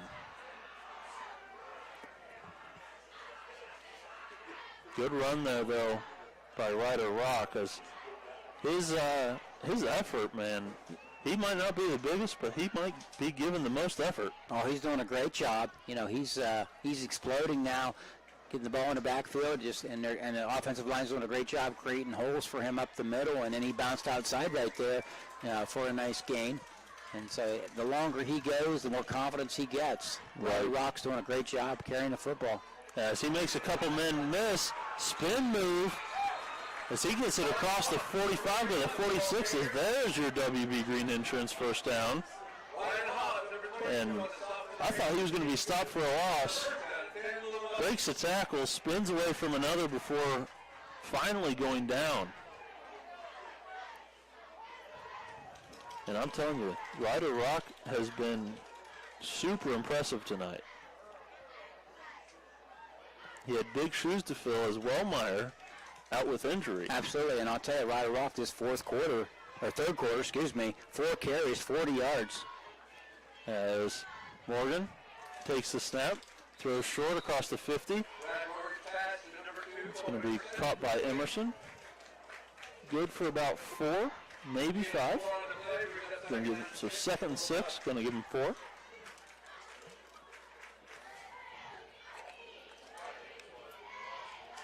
As Ryder Rock is going to get a quick breather, much deserved. Bendel back into the game. As Morgan in the pistol once again, Bendel behind, 2 receivers left, 1 right. Barnhouse in motion. Handoff, Bendel up the middle. As he's going to push forward. Maybe 2 yards on the play. And you can tell that 2 different styles of running between the 2 backs. Oh yeah, it's obvious. You know, Rock just takes off, bounces, twists, bends. Bendel more of a straightforward runner there. You know, Bendel a little bigger, a little stronger, but Rock has great finesse. There's a nice throw and catch that time, as Nathan Walker is able to get the reception from Morgan. Takes it to the 35. Another WB Green Insurance first down. So first down and 10, ball at the 35-yard line of the Panthers, as the Muskies are looking to finish what they couldn't last possession. Exactly, and they've picked up their tempo again. They knew what they were doing was working, and they went right back to it in terms of maintaining that quick pace, getting the call in, snapping the football, and running the play. As Morgan hands it off to Rock, spins out of a tackle. Going to be stopped for no gain, sets up 2nd and 10. So 6:15 left in the third period, 27-15 is the score as the Muskies lead the Panthers in this one. But, Muskies have seemingly had their way in this third quarter. They've had the ball almost the entire time. However, the only points go to the Panthers. Right, all based on, a fumble, one mistake at the 3-yard line that led to the 97-yard touchdown for the Panthers. As Rock gets the handoff again, as he cuts it back to the right, as flags come flying in. And that's in the area where it could be, holding, could be a face mask. We'll just have to wait and see what the official says. Personal foul, face mask on the defense. So I couldn't quite tell, but it is going to be against the Panthers. That's a big penalty as Ryder Rock, continuing to cause havoc for the Panthers. Yes, he is, and, busted through there, and it was obvious. Must have been the face mask was pretty obvious because 3 flags come flying in, so 3 officials saw the same thing. Morgan from the pistol takes a snap, rolling right, floats it, and let's see, catch by Colton Emerson, and looks like the defender and Emerson both caught it, and Emerson just said, nope, I think I'll take that. Yeah, he just took it away from him and, twisted toward the sideline, made the catch. I thought it was going to be an incomplete pass, and Emerson came running out of the crowd with the football. So I thought it could have been an interception even. I think if Emerson hadn't been so strong, it probably would have been, but he just, like you said, he just yanked it away for the completion. As it's 1st and goal from the 6, as that was another WB Green Insurance first down. As Morgan up the middle, he's pushing the pile, can't quite get there. I think he's going to be stopped at the 2. 2nd down and goal.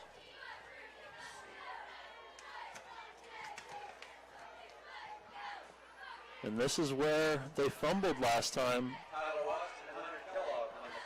As last time they just tried to kind of bowl their way in. As now in Blade Barclay in the Wildcat. As penalty comes in as it's a false start on the offense. So back them up, 2nd and goal from the 7. Boy, you hate to see that if you're John Glenn. You know, they had the Wildcat alignment, thought they had the play they wanted. Movement. I think it was in the backfield for the penalty. 4:37 to go. Yeah, Morgan's back in at the quarterback. They're going to abandon the Wildcat and go back to their normal set. There's Brad Morgan now in the pistol. Hands it off. Right up the middle. Bronson Bindle could have drove a semi-truck through that hole. As he's able to punch it across for another score for the Muskies. Great job by the line that time. They gave him a huge hole. They sure did. He didn't have, no one touched him coming through the hole. The offensive line just parted the seas for him there. And, Bender able to score the touchdown to give the Muskies the 33-15 lead. As Kumler on for the extra point. High snap. Good job getting the hold down that time. Nathan Walker. As it is up and it is good. That was a great hold. Yes, it was. Got it down. Gave it up to to kick it through, and extra point good for the Muskies. 34-15, 4:18 to go in the third quarter. Great way to answer if you're John Glenn. Yes. Great way to answer. Go back down, score. After that negative play of the fumble for the 97-yard touchdown. Great way to answer. If you're the Muskies, you got to be happy with that. Great composure by the team just to march the ball down the field and, come away with the Bendel touchdown right there. Right. So we get ready for another Valentine Insurance kickoff. Tonight's kickoffs are sponsored by John Valentine with Valentine Insurance on Southgate Parkway in Cambridge. And a big thank you to all of our sponsors, including Valentine Insurance, Doan Ford, Patrons Buckeye Mutual Insurance Company, WB Green Insurance, Abel's Heating and Cooling, West 40 Auto Sales, Southeastern Med, Rogers Company, Park National Bank, Y-City Auto Detail in Zanesville. And also thanks for tuning in to 107.9, 98.5 Nash Icon or on YRP TV on YouTube and Facebook. As Emerson to kick it off once again. As kicks it deep, and that was quite possibly the best kick of the night from him, as he almost kicked that over the hill into the woods. He sure did. And it's a little bit steep there at the end of the end zone on that end of the field next to the scoreboard, and that ball may have rolled over the hill, but someone went and got it and brought it back. It's right on the end line down there. So that fence was barely high enough. So 34-15 your score. It's a Park National Bank scoreboard update. Muskies lead the Panthers of New Lexington. It's going to be interesting to see what New Lex here does, whether they'll just abandon the run and attempt to throw it to,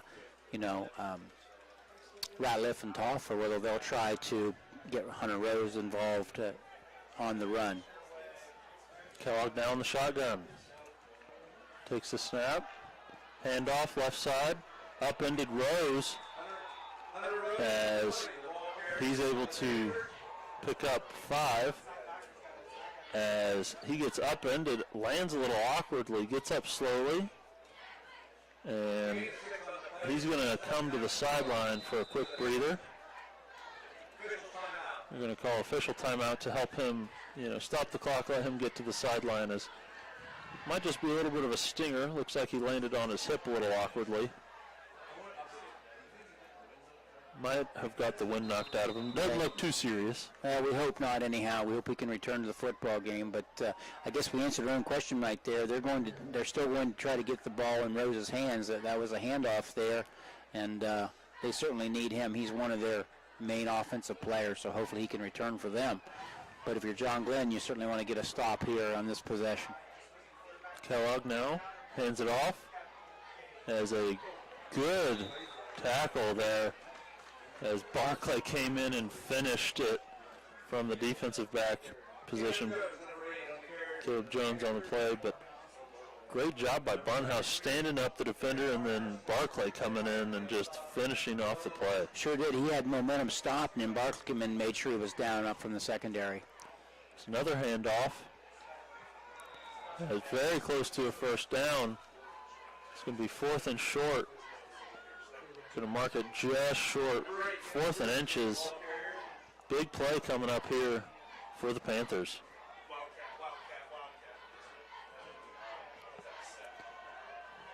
So let's see what the Panthers dial up here. As in the shotgun now, Kellogg takes the snap, handoff.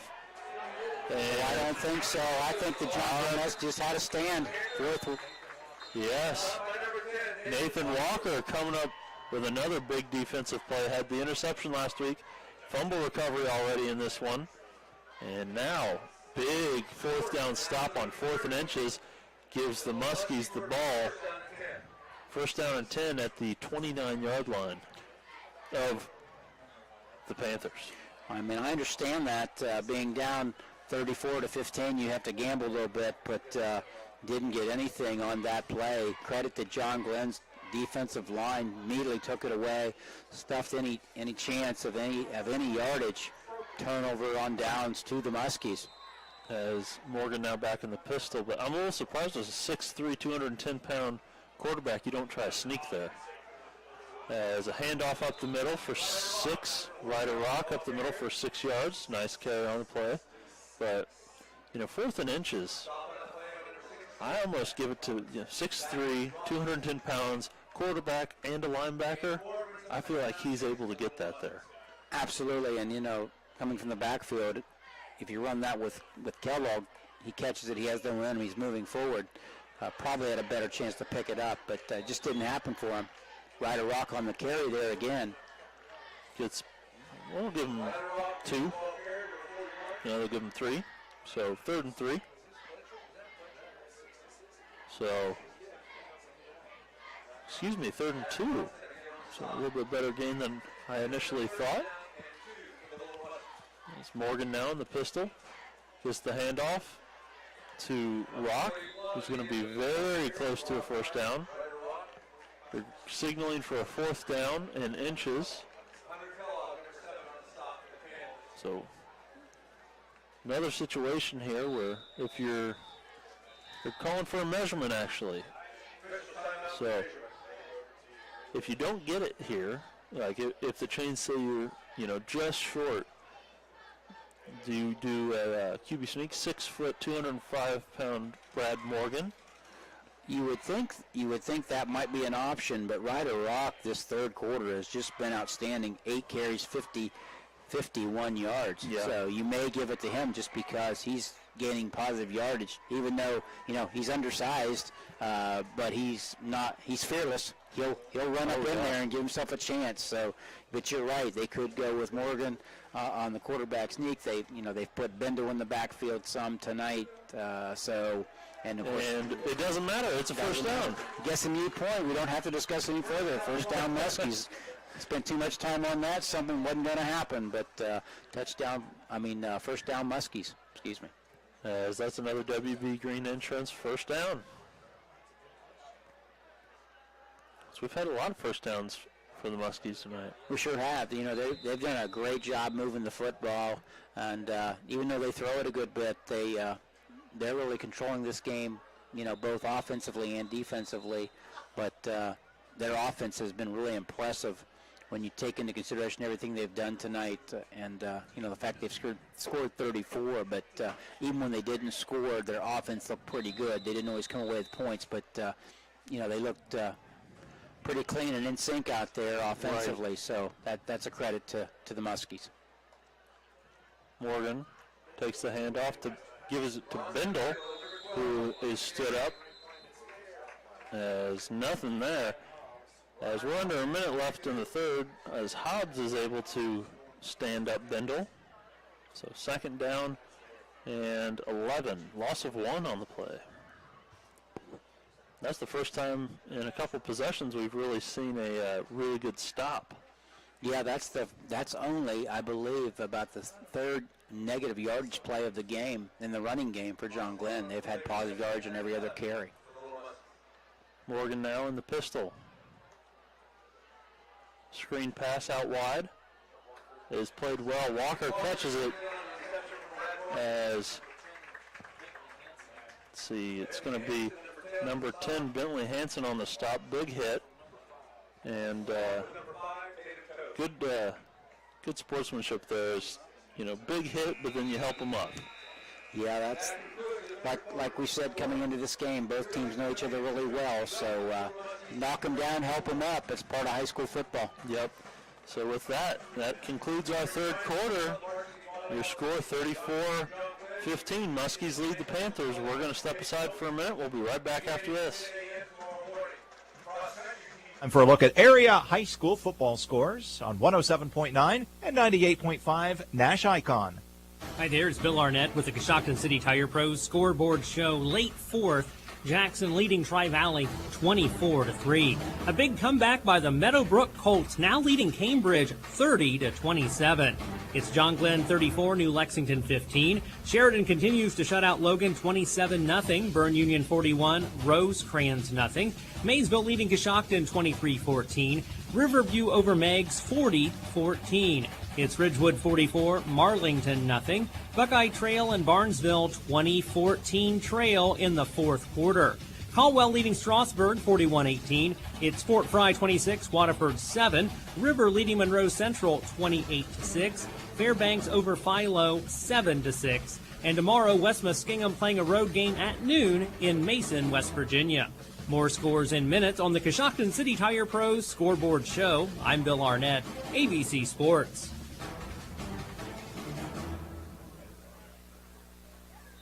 And welcome back to John Glenn High School as the Muskies in the pistol now. Long throw down the middle. Emerson, one-handed catch. What a grab. Touchdown, Muskies. As that is quite the catch. Colton Emerson. As the Muskies continue to pour it on. 40-15 the score now. 11:54 left in the fourth. First play of the fourth quarter. Yeah. Big touchdown. Yes, it was. Great pitch and catch there. Morgan to Emerson. Great football play. Muskies extend the lead 40-15. As Kumler on to attempt the point after. Good snap. Good hold. Good kick.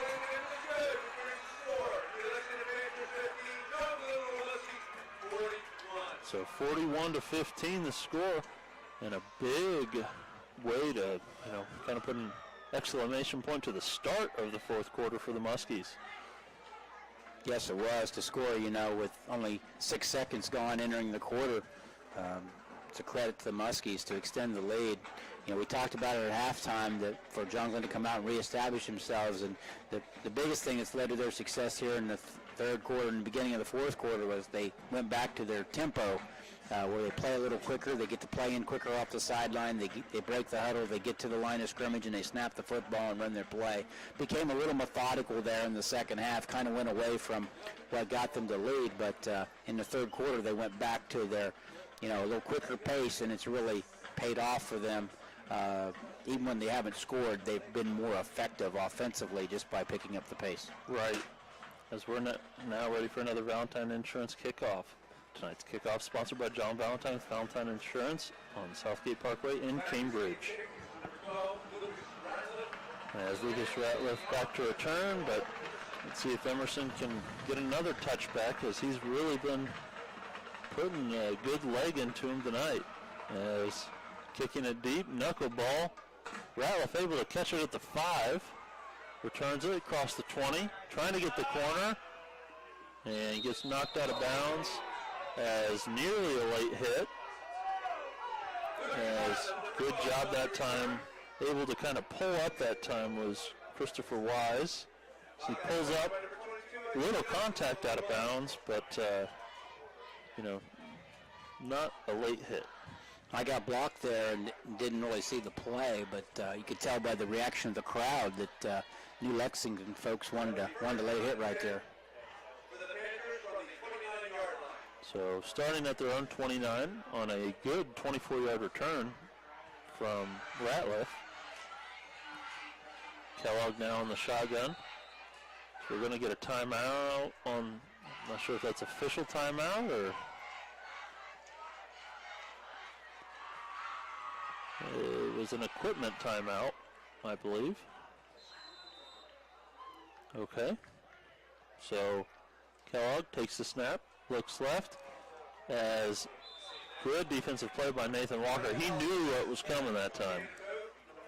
Yeah, you could tell with Toth lined up out in the slot that Kellogg watched him all the way. It was pretty obvious where that ball was going to go, and the John Glenn defenders, Walker did a great job of knocking that away. Nearly intercepted. As play action, throw incomplete from Kellogg. Trying to get it to, I believe that was Isaac Dick. Yep, Isaac Dick, intended receiver that time. Yeah, we know now, Cam, that any hope that New Lex has is going to be via pass. So they've spread the field out, and they're going to try to throw the football down the field. As they are down by 26, Kellogg takes the snap, finds Toth short. He has blockers head. Great tackle. Number 30 on the tackle, Mason Betts, able to make a shoestring tackle that might have saved 6. Not a whole lot of green grass in front of Toth that time. He did a great job of making the tackle because he probably was either going to score or end up down about the 20 or the 30 because he had the angle and had a lot of green space in front of him. So now the ball at the 44 after that first down. As handoff this time, as great tackle. Rose couldn't get away. As Bronson Bendel, I believe, on that tackle. Grabbed him by the jersey and did not let go. Yeah, did a good job. Actually lost 2 yards there on that carry, so.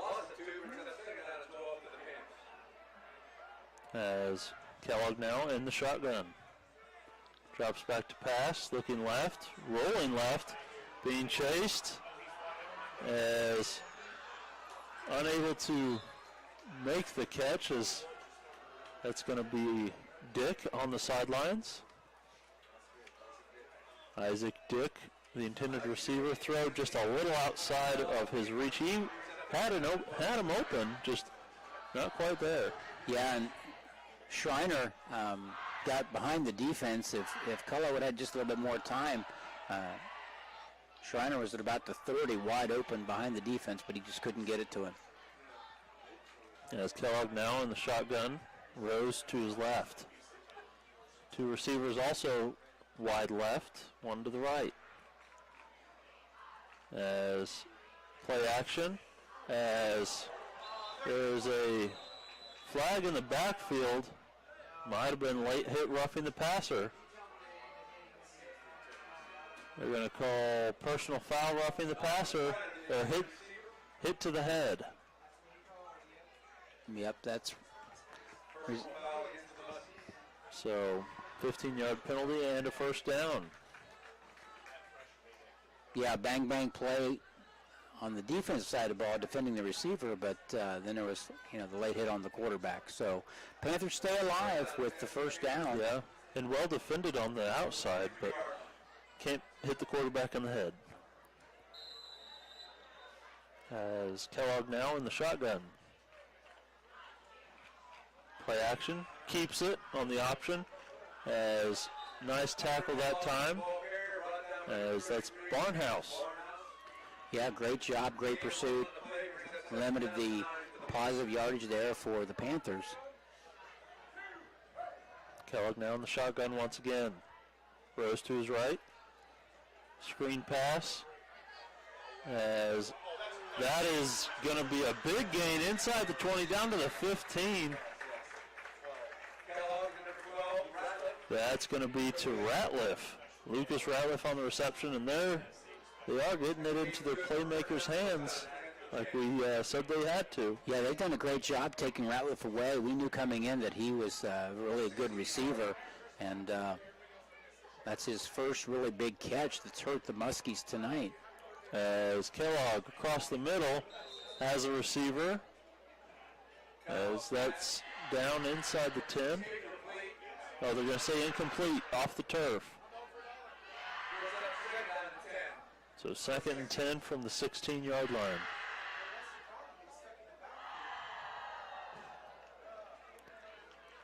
As 9:45 left in this one, the Muskies lead 41-15. Kellogg in the shotgun, hand off to Rose, as he is able to kind of knife his way for 2. Sets up a 3rd and 8. So Barnhouse on the stop. You know, New Lexington has done a nice job of keeping Rose involved in the offense. Even though they've thrown the ball quite a bit, they still are trying to involve him, you know, in a run here or there or get the ball to him out in space. As Kellogg throws a fade as it is caught. Was he in bounds? Touchdown. As that's Toth on the reception. As that is a touchdown for the Panthers. And that was a nice throw. Threw it where only his guy could get it. And Toth able to, you know, get up and get that reception. So on for the extra point now. Kellogg.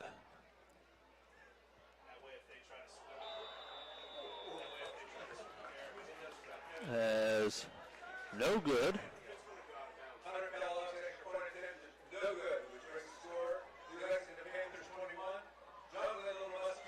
So John Glenn leads 41-21.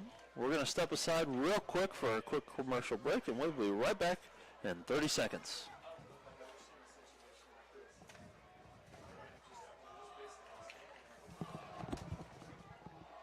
Whether it's mechanical or you want your car detailed for a trip, Y-City Automotive specializes in muffler and brake work. They're quick and accurate with reasonable prices. Y-City Auto Group has been trusted for over 9 years. Have it fixed right the first time and ask about their detail service. Get it all done in one day. Y-City Automotive on the corner of State Street and Jackson Street in Zanesville.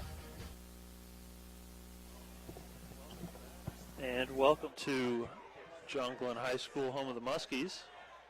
And I'm Cam Summers, with me, Richard Hall, and you know, nice job that time by the Panthers. Yes, it really was. They marched right down the field and came away with the score on a touchdown pass by Toth from Kellogg. And now Kellogg is prepared to kick the ball off to the Muskies. And if you're the Panthers, you really want to get a defensive stand here and try to get the ball back with 9:12 left, down 20. The possessions you're going to have the opportunity for the rest of this game is going to be limited. So if you're the Panthers, you're really hoping to either create a turnover or get a stop on downs right away. They can't waste a lot of time. They're going to have to get the ball back.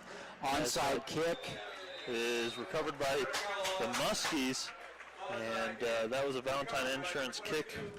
And also want to give a big thanks to Mike, our cameraman. If he could give me a big thumbs up, that would be awesome. And he's doing a great job running the camera for us.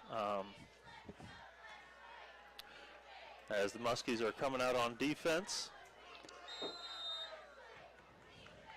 Isaiah Thompson was able to make the recovery on the special teams there for the Muskies. A great play by him to cover up that kick.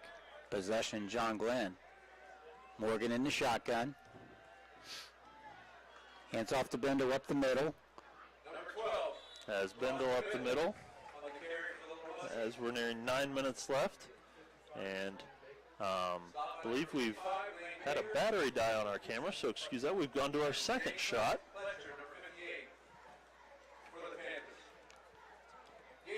So while we're getting that switched out, excuse our technical difficulties, but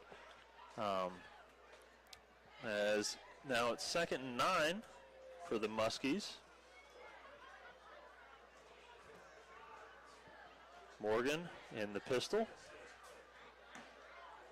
Takes a snap.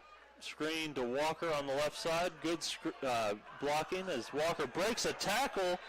He's forced out of bounds, as that's going to be another WB Green Insurance first down on that far side.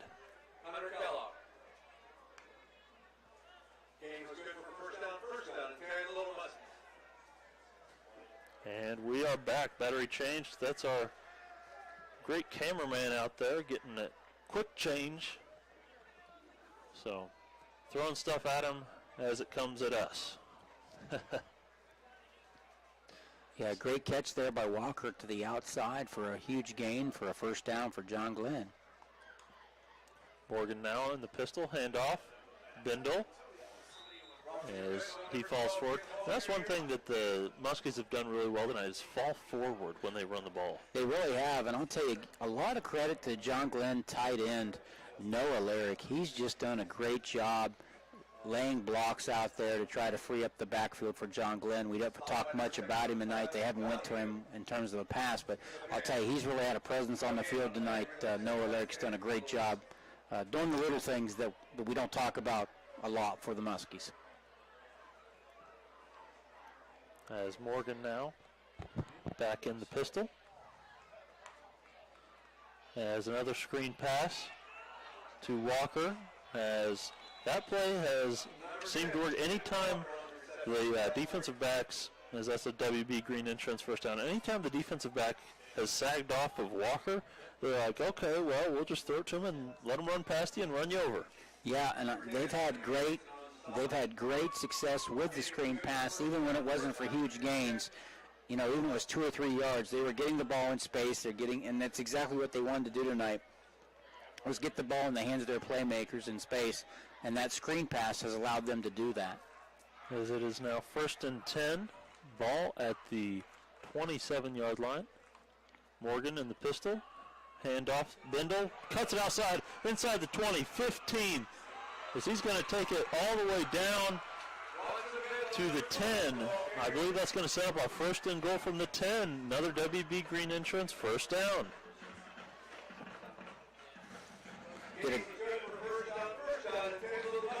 Did a great job bouncing it to the outside, and huge gain there for the Muskies to set up 1st and 10. Correct me if I'm wrong, that was his biggest run of the night. It was. Now, about a 20-yard, 1-yard run there to set up the 1st and 10 at the 10, I believe. So 1st and goal from the 10-yard line. Morgan in the pistol. Handoff. Bindle up the middle as he's going to get another 5 or 6. Going to mark him down 2nd down and goal from the 4.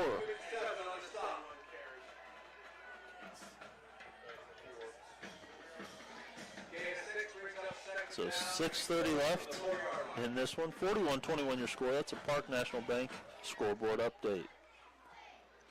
You know, John Glenn's done a great job running the football tonight by committee with having their key running back out. You know, it was it's the Bindle show here in the 4th quarter. 3 carries, 27 yards. As now Morgan in the pistol once again. Handoff to Bindle. As he's going to push his way in for another score.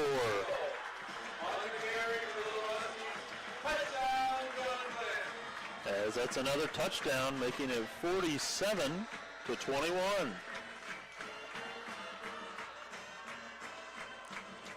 And this is a completely different team than we saw last week. Yeah, it really is. And, unfortunately, I wasn't here last week. I was calling another game, but heard good things about, even though they didn't come away with the win, how well they competed.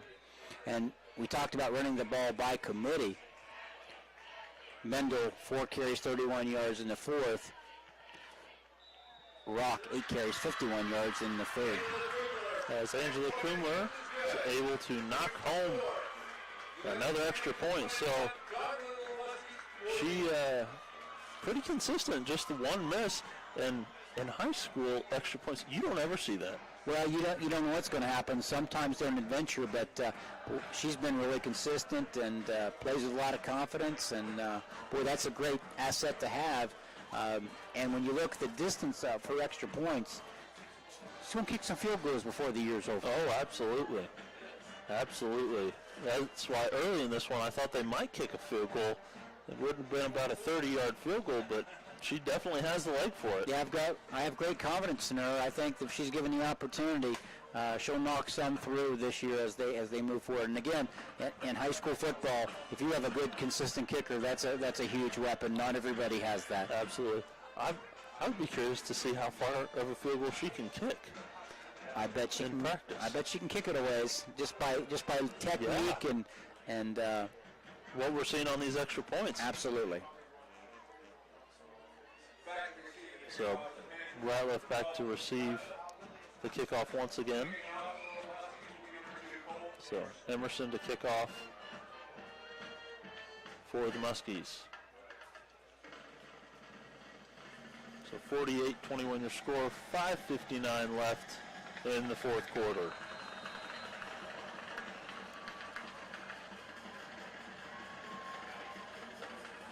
As we're getting ready for another Valentine Insurance kickoff. This one is booted deep once again into the end zone, and another touchback. Ratliff wanted to return it, but the ref didn't let him. Yeah, he wanted to bring it out, and official ruled it a dead ball, wouldn't let him bring it. So possession, New Lexington. They're going to have to hurry. With 5:58 to go, there's not a lot of time for them to. They can't take their time. They're going to have to be quick offensively. Yes. So down 27. Going to have to really air it out here as we're going to see Kellogg in the shotgun. Play action pass, pressure. Hitting his receiver across the middle that time, I believe, is Ratliff. Yes. It's going to be Ratliff, and he's going to get all the way out to the 39, gain up 19 on the play.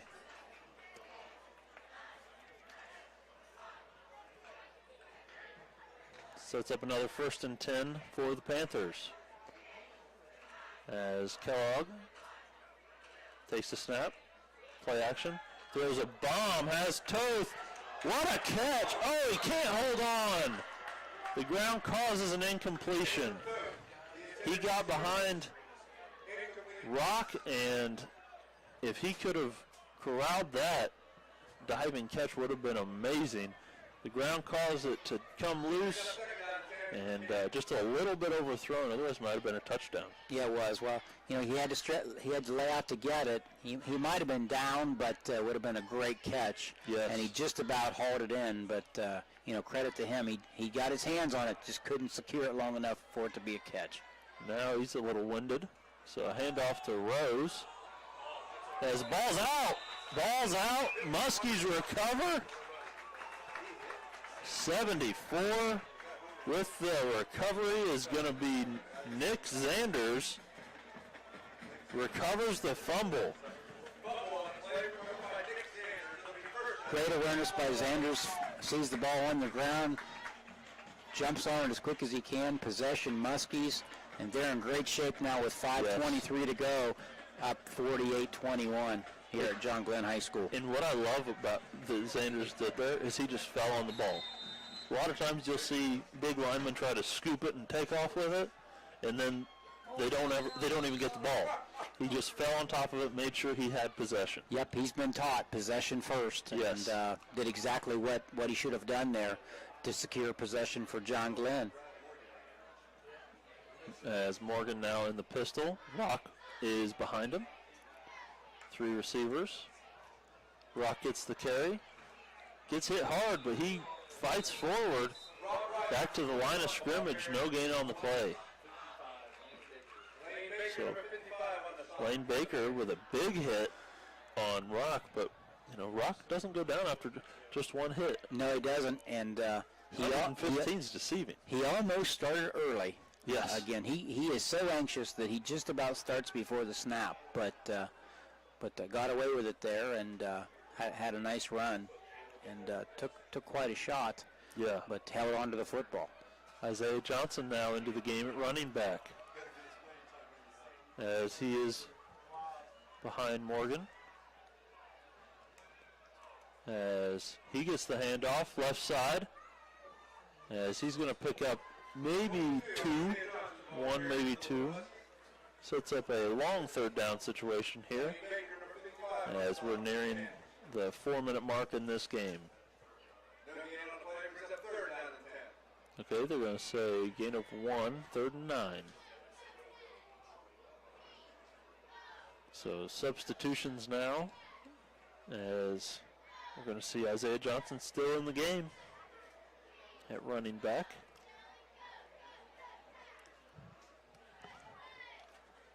Yeah, John Glenn's in no hurry now, running the play clock down to about 5 to 4 to 3 before the snap.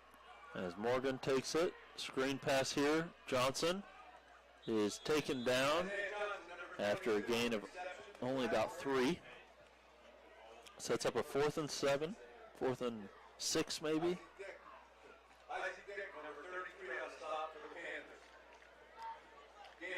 As they're going to give him 4 on that one, so 4th and 6. Going for it are the Muskies, as they are able to get the Panthers to jump. 5-yard penalty sets up a lot more manageable 4th down. So 4th and maybe 1.5, 2 yards. So they're going to say 4th and 1, actually. Sure changes your options to call a play when it's 4th and 1 instead of 4th and 6 or 4th and 7. So right, great benefit to the Muskies there. As Morgan now in the pistol, Johnson behind. As they might do another hard count, letting the play clock wind down. And Johnson easily gets the first down and some. He gets it all the way down to the 20. As that's another WB Green Insurance first down. Knocked him out of bounds at the 20-yard line. As that was a nice gain that time by Johnson. Sure was. Secured the football, bounced to the outside, and huge gain for the Muskies. Just totally controlling the game now on the ground with 2:44 left. Not much New Lexington can do with the ball control that John Glenn is showing here, running the football effectively. As Morgan in the pistol now. Johnson behind him. Johnson with the handoff. Spin move. Can't get out of the tackle. As nice tackle that time by number 55, Lane Baker from New Lex. Sets up a 2nd and 12 on that 2-yard loss. As next play will be snapped with under 2 minutes to play.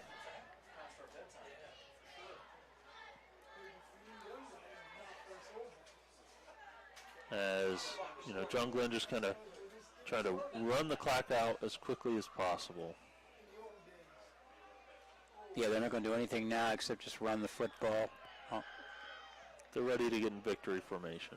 As Morgan, handoff to Johnson. As Johnson runs inside the 20, down to the 18. I'm going to say probably 5, maybe, on the play.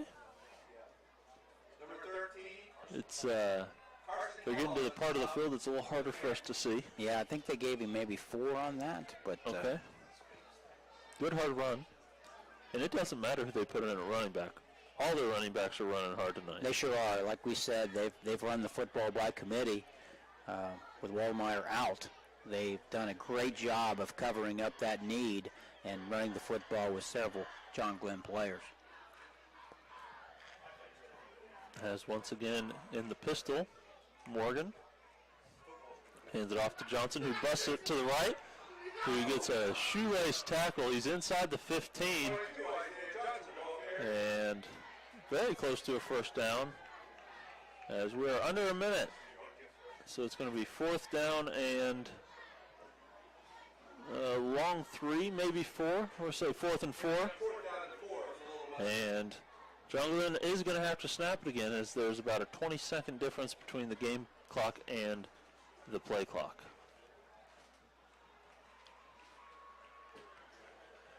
Decision here is, will they run another play or will they just kneel and end the game? Well, if they kneel on 4th down, the clock stops. That's true. They probably run it, but they may allow the change of possession, or just wait and see. They're going to take a timeout with 20 seconds left, as the play clock was about to expire. So it'll be interesting to see if they run it, exactly what they do here, because I can't imagine they'll want to turn it over on downs, run the defense back out there. I just want to run it, try to get a first down, run the clock out. Yep, I agree with you. At second glance, why put your defense back out there, or just try to get the football game over? And why risk an injury? Yep, get out of here healthy. Absolutely. And I have to say, knock on wood, we had no game stoppages for cramps this week. So first 2 weeks, I don't know about for you, but I had a ton of cramps during the game. Week 1 at Meadowbrook and week 2 here at John Glenn. Yeah, we did as well. I was at the Meadowbrook-Mogador game at Mogador last week with Bill Castler, and several stoppage of play for cramps, and we're glad not to have to go through that tonight. But a little bit cooler tonight. Fall's coming, so... as they are going to take a knee, and so change of possession. So 18 seconds left in this one, and the officials they're conversing. I'm not sure exactly what they're conversing about, but looks like the Muskies are coming out of here with a victory tonight.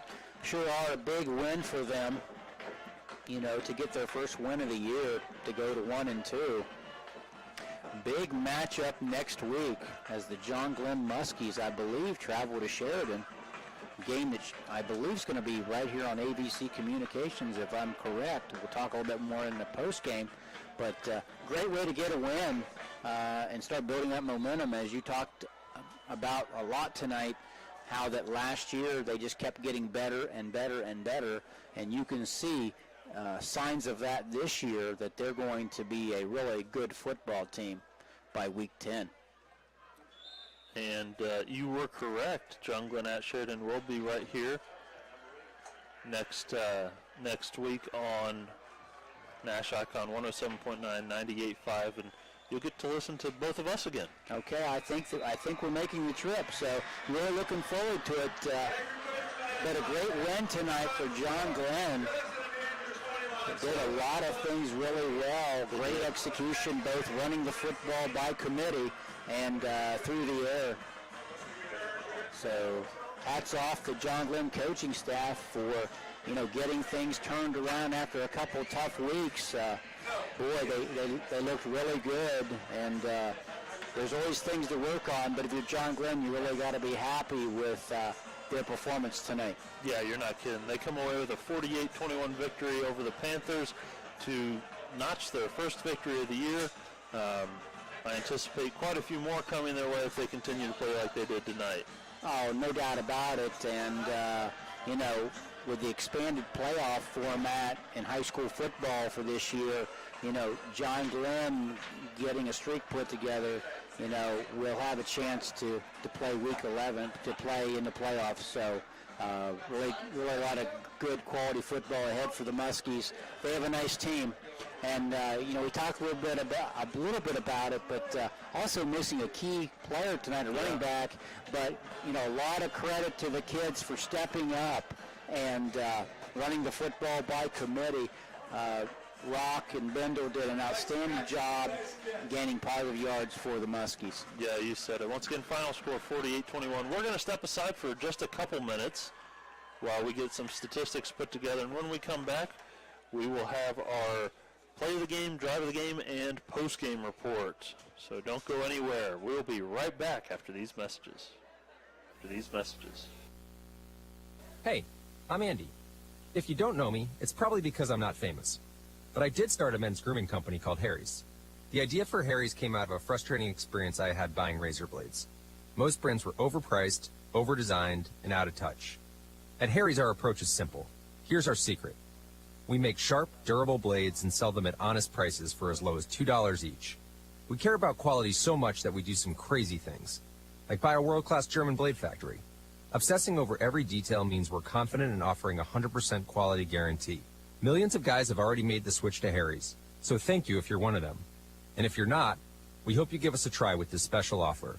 Get a Harry's starter set with a 5-blade razor, weighted handle, shave gel, and a travel cover, all for just $3 plus free shipping. Just go to harrys.com and enter 6644 at checkout. That's harrys.com, code 6644. Enjoy! Right now, people are home with their pets more often, and I think now, especially with the shedding, they're more cognizant of what's going on and that it's an actual issue, and Dynavite has helped tremendously in our house with that. I just heard the Dynavite commercial so many times, I said, you know what, I'll give it a shot, and I ordered it and tried it, and it worked. The Dynavite, the being at home, working with them, they all love it. Me and Chewy are together 24/7. Within 3 weeks, he's not scratching and itching, and he's an all-around happier dog. DINOVITE.com. You took an antacid, and now your frequent heartburn's back. Stop heartburn before it begins with Prilosec OTC. Its unique delayed-release formula blocks heartburn at the source for 24 hours, so you can extinguish heartburn before it starts. Make the switch to Prilosec OTC today and live heartburn-free. Prilosec OTC. 1 pill a day, 24 hours, 0 heartburn. It's possible while taking Prilosec OTC. Use as directed for 14 days to treat frequent heartburn, not for immediate relief.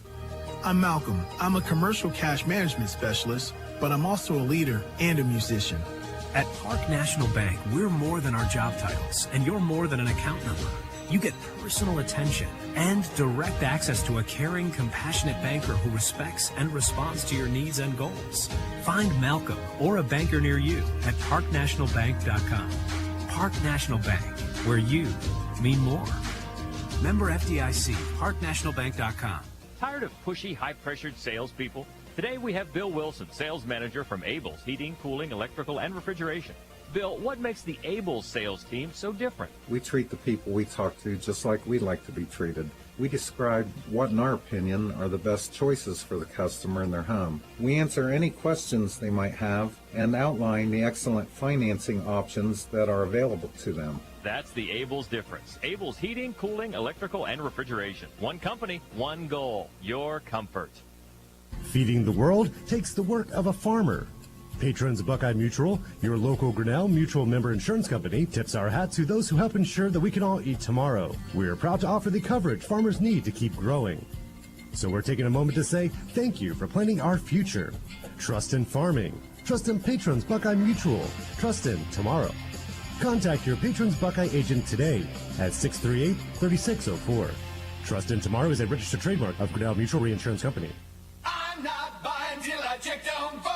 Most of us are faced with uncertainty every day. Your job, your finances, sporting events, schooling for your children, and so much more. With so much uncertainty surrounding you, there's one auto dealership that you can be certain about, and that's Doan Ford. You can be certain that you'll always get a great deal and the best service afterwards. In business for nearly 60 years has given Doan Ford the reputation of being a strong, reliable dealership. Be certain. Choose Doan Ford. Online at DoanFord.com. In today's marketplace, you have many choices for insurance. WB Green Insurance, a representative of Westfield Insurance, is committed to providing you with excellent coverage for your home and auto at a fair and competitive price. Westfield has been in the neighborhood for over 150 years, providing peace of mind and quality insurance products through independent insurance professionals. Sharing knowledge, building trust is Westfield's pledge to their customers. Call WB Green Insurance today. For nights like this, try Vicks Pure Z's. And welcome back to John Glenn High School. I'm Cam Summers, with me, Richard Hall, as tonight the Muskies are able to take down the Panthers of New Lexington by final score 48-21. Muskies were able to capitalize early and often in this one, as they were able to score a touchdown, capitalize on a fumble, very next possession, Fumble recovery by Nathan Walker. Nathan Walker coming up with multiple big defensive plays tonight. Fumble recovery as well as a big fourth down stop, a big 4th and 1 stop, that is, on that. So big night overall. Cole Emerson had multiple touchdown receptions as well as multiple just great catches in general. Brad Morgan looked like a field general out there tonight. And with Noah Wellmeyer out, really a great job by committee from Ryder Rock, from Bronson Bindle, from just the collective group of running backs. Great job tonight. And that's kind of the key to the game tonight as we're getting into our Doane Ford post-game report. Tonight's post-game brought to you by Doane Ford. Boy, they sure did. You know, we talked about running the ball by committee tonight. Did a great job, and it was just kind of a tale of two halves. You know, Bronson Bendel in the fourth quarter, 9 carries, 51 yards, and then Rock in the third quarter just really had about 70 yards on 6 carries, and they just really distributed the ball by committee without, with Wallmeyer out tonight. Then of course you alluded to Brad Morgan, his efficiency. Had 37 completions tonight, really threw the ball around the field, did a nice job. They got great action out of the screen pass. It really set up a lot of things for them to let their folks catch the ball in space, and then, of course, have the success they had offensively. Yeah, I mean, you said it, and their defense led to offense. Their defense was giving them the ball in great field position, forcing turnovers on downs, as well as just in general, even when New Lex was punting, they were punting deep in their own territory. So defense really set up the offense well tonight. Sure was, and I think the story of the game was their run defense. Hunter Rose, we knew coming in, really was having great success, had over 200 yards last week. And 6 touchdowns last week. And 6 touchdowns last week. Had 14 carries tonight for about 31 yards. Unofficial stats, obviously. That's not my forte always, but I can tell you they did a great job of defending the run, took them out of the run quite a bit, and really the only Panther player that really hurt the Muskies tonight was the connection of Kellogg to Toph. He had a lot of receptions for some positive yardage that led to the scoring for the Panthers. But, John Glenn really has done a nice job of rebounding from, week 1, week 2. Losing is tough no matter how good the opponent is, but they really turned it around tonight to get this win in preparation of going to Sheridan next week. And that's another tough game. And that's a tough game. And from being a resident of John Glenn for a while, and my son played football here a long time ago, he would always tell me, Dad, Sheridan week's different. And it's approached differently by the team. It's approached differently by the community. It's a great rivalry, and so they'll be thinking Sheridan starting tomorrow morning. So congratulations to the Muskies for the win tonight. Yeah, you said it. So tonight we have a play of the game brought to you by West 40 Auto Sales. Tonight's play of the game was the early fumble recovery by Nathan Walker. Big defensive stop there. They were able to punch it in, go up 14-0. After that fumble recovery. Then we also have our drive of the game brought to you by Patrons Buckeye Mutual Insurance Company. And no doubt in my mind the drive of the game for the Muskies tonight happened after, their little debacle in the second half. The fumble at the 3-yard line that's returned 97 yards for a touchdown. Morgan and the offense, they didn't lose their composure. They came out, they drove down the field, and scored another touchdown. That's going to be tonight's Patrons Buckeye Mutual Insurance Company drive of the game. Absolutely. I mean, that's what you want to happen. You want to answer when something bad happens like that, fumble for a touchdown, and the Muskies did that. Came back, had great ball control, marched the ball right down the field, scored right away, took away the pain of that mistake, and they were off and running again. Yep, shifted the momentum because that was a turning point. It made it somewhat of a close game, 2-score game still, but you could almost feel the tide turning, and then the Muskies were like, hold on a second, we got this. Right. They proved to themselves right away, hey, that's a mistake, that happened, we're not going to worry about that anymore, we're going to make the next play count, and they did that, went down, answered right away, and that was a great drive, and that basically put the game away. Absolutely. Once again, this post-game report brought to you by Doan Ford. We also want to give a big shout-out to all of our game sponsors: Valentine Insurance, Doan Ford, Patrons Buckeye Mutual Insurance Company, WB Green Insurance, Abel's Heating and Cooling, West 40 Auto Sales, Southeastern Med, Rogers Company, Park National Bank, and Y-City Auto Detail in Zanesville. Once again, I am Cam Summers. With me, Richard Hall. Big thanks to Mike Mitchell behind the camera, and Mike McKay back at the studio, our board op. Big thanks to all our listeners as well, and AVC Communications, allowing us to give this to you on 107.9, 98.5 Nash Icon and YRP TV on YouTube and Facebook. That pretty much does it for us. For all of us at AVC Communications, I'm Cam Summers for Richard Hall. Final score tonight, Muskies 48, Panthers 21.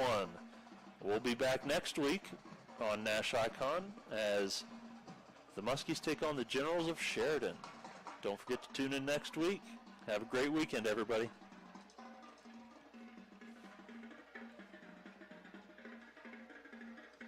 High school football from ABC Sports. Tonight's game is brought to you by Doan Ford, West 40 Auto Sales, WB Green Insurance, Abel's Electric Heating and Cooling, Southeastern Med, Patrons Buckeye Mutual Insurance, Bethea Glass CPA, Valentine Insurance, Park National Bank, Y-City Auto Group, and the Rogers Company.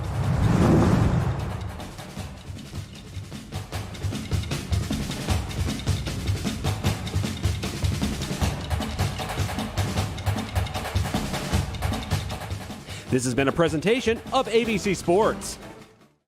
40 Auto Sales, corner of Route 40 and Dewey Avenue in Cambridge, is home of the guaranteed credit approval, with most loans approved while you wait. Go to their website to fill out an online loan application, west40autosales.com. You'll also find their weekly special listed there. If it has to do with your car, there's a one-stop shop you need to know about, whether it's mechanical or you want your car detailed for a trip. Y-City Automotive specializes in muffler and brake work. They're quick and accurate with